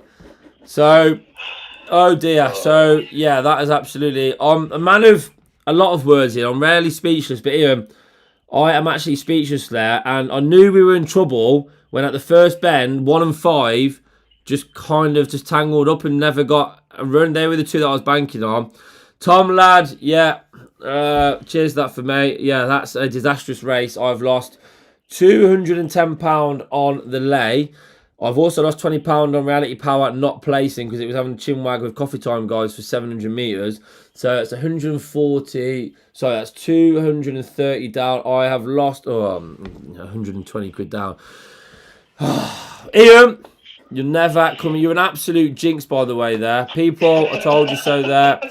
Should have cashed. Jason, I would love that £12 profit, that cash out now. Deary me. Ian, it wasn't to be. Thank you for coming on though, Ian. I hope you've enjoyed it. Yeah, I have. Listen, we put the work in, just they didn't fall right for us. I should have, do you know what? I should have just Kathy Alejandro with Pavilion are taking on Broadway Murty, maybe laid him or something like that. Probably doing a bit more laying at home on my own when I'm at it rather than backing them. But anyway, the only lay I did was chasing Rachel, and well, we saw how that worked out. As it was the rest of the race, if you see how they're closing on her, and only she got around Lamore and Lexi at the opening corner, it would have been ball burst, game over. But she didn't. She got to the front, and that was that. And it was a good run by the winner. She'll win plenty of six-pen races, no question about it. But do you know what? You know what they say, Ryan? We go again. Ian, we do go again, yes. Fabulous Hannah run earlier has absolutely baffled me now then, because, yeah, she ran on last week against that, and, yeah, I won't be laying a dog anytime soon. That one has absolutely stung. And I don't know the same for you. When I back a dog to win and it doesn't win, I'm annoyed. Like, when I lay a dog and it wins, it is the worst feeling. I just can't describe it, can't explain it, but, yeah, we do go again. Terry Keneally, my uncle, yes, that was an absolute disaster there. I've ended up, all the good work I did on that 5-1 winner, it's just gone horribly wrong there. I read that race horribly wrong. But, Ian, we go again, Ian Fortune. Thank you very much, Ian, for coming on. Loved it. Between the people who do it. And thank you, everybody, for watching and tuning in again. We're going to be doing plenty more of these as well. We'll update you on all that. There'll be a video out on Tuesday of me at Central Park for the final of the Solarovic. And then it is all eyes on Monmore. And remember, I'm going live on Monmore, people, on Saturday night. I'm going to tell you now what day it is. It is going to be Saturday, where are we? Saturday, the 21st of February, back in my betting, we'll be going live at Monmore. We're doing a live stream there, like I did at Nottingham there. So, yeah, for their big final there. So, look forward to that. Thank you, everybody, though, for tuning in and watching. I apologise I didn't win there. Ian, thank you, my friend, for coming in. Ian, you've been watching me and Ian Fortune lose money on backing my betting live. See you later, everyone. Have a lovely week. Ian, see you later. See you, Ryan. Good luck, lad. See you later.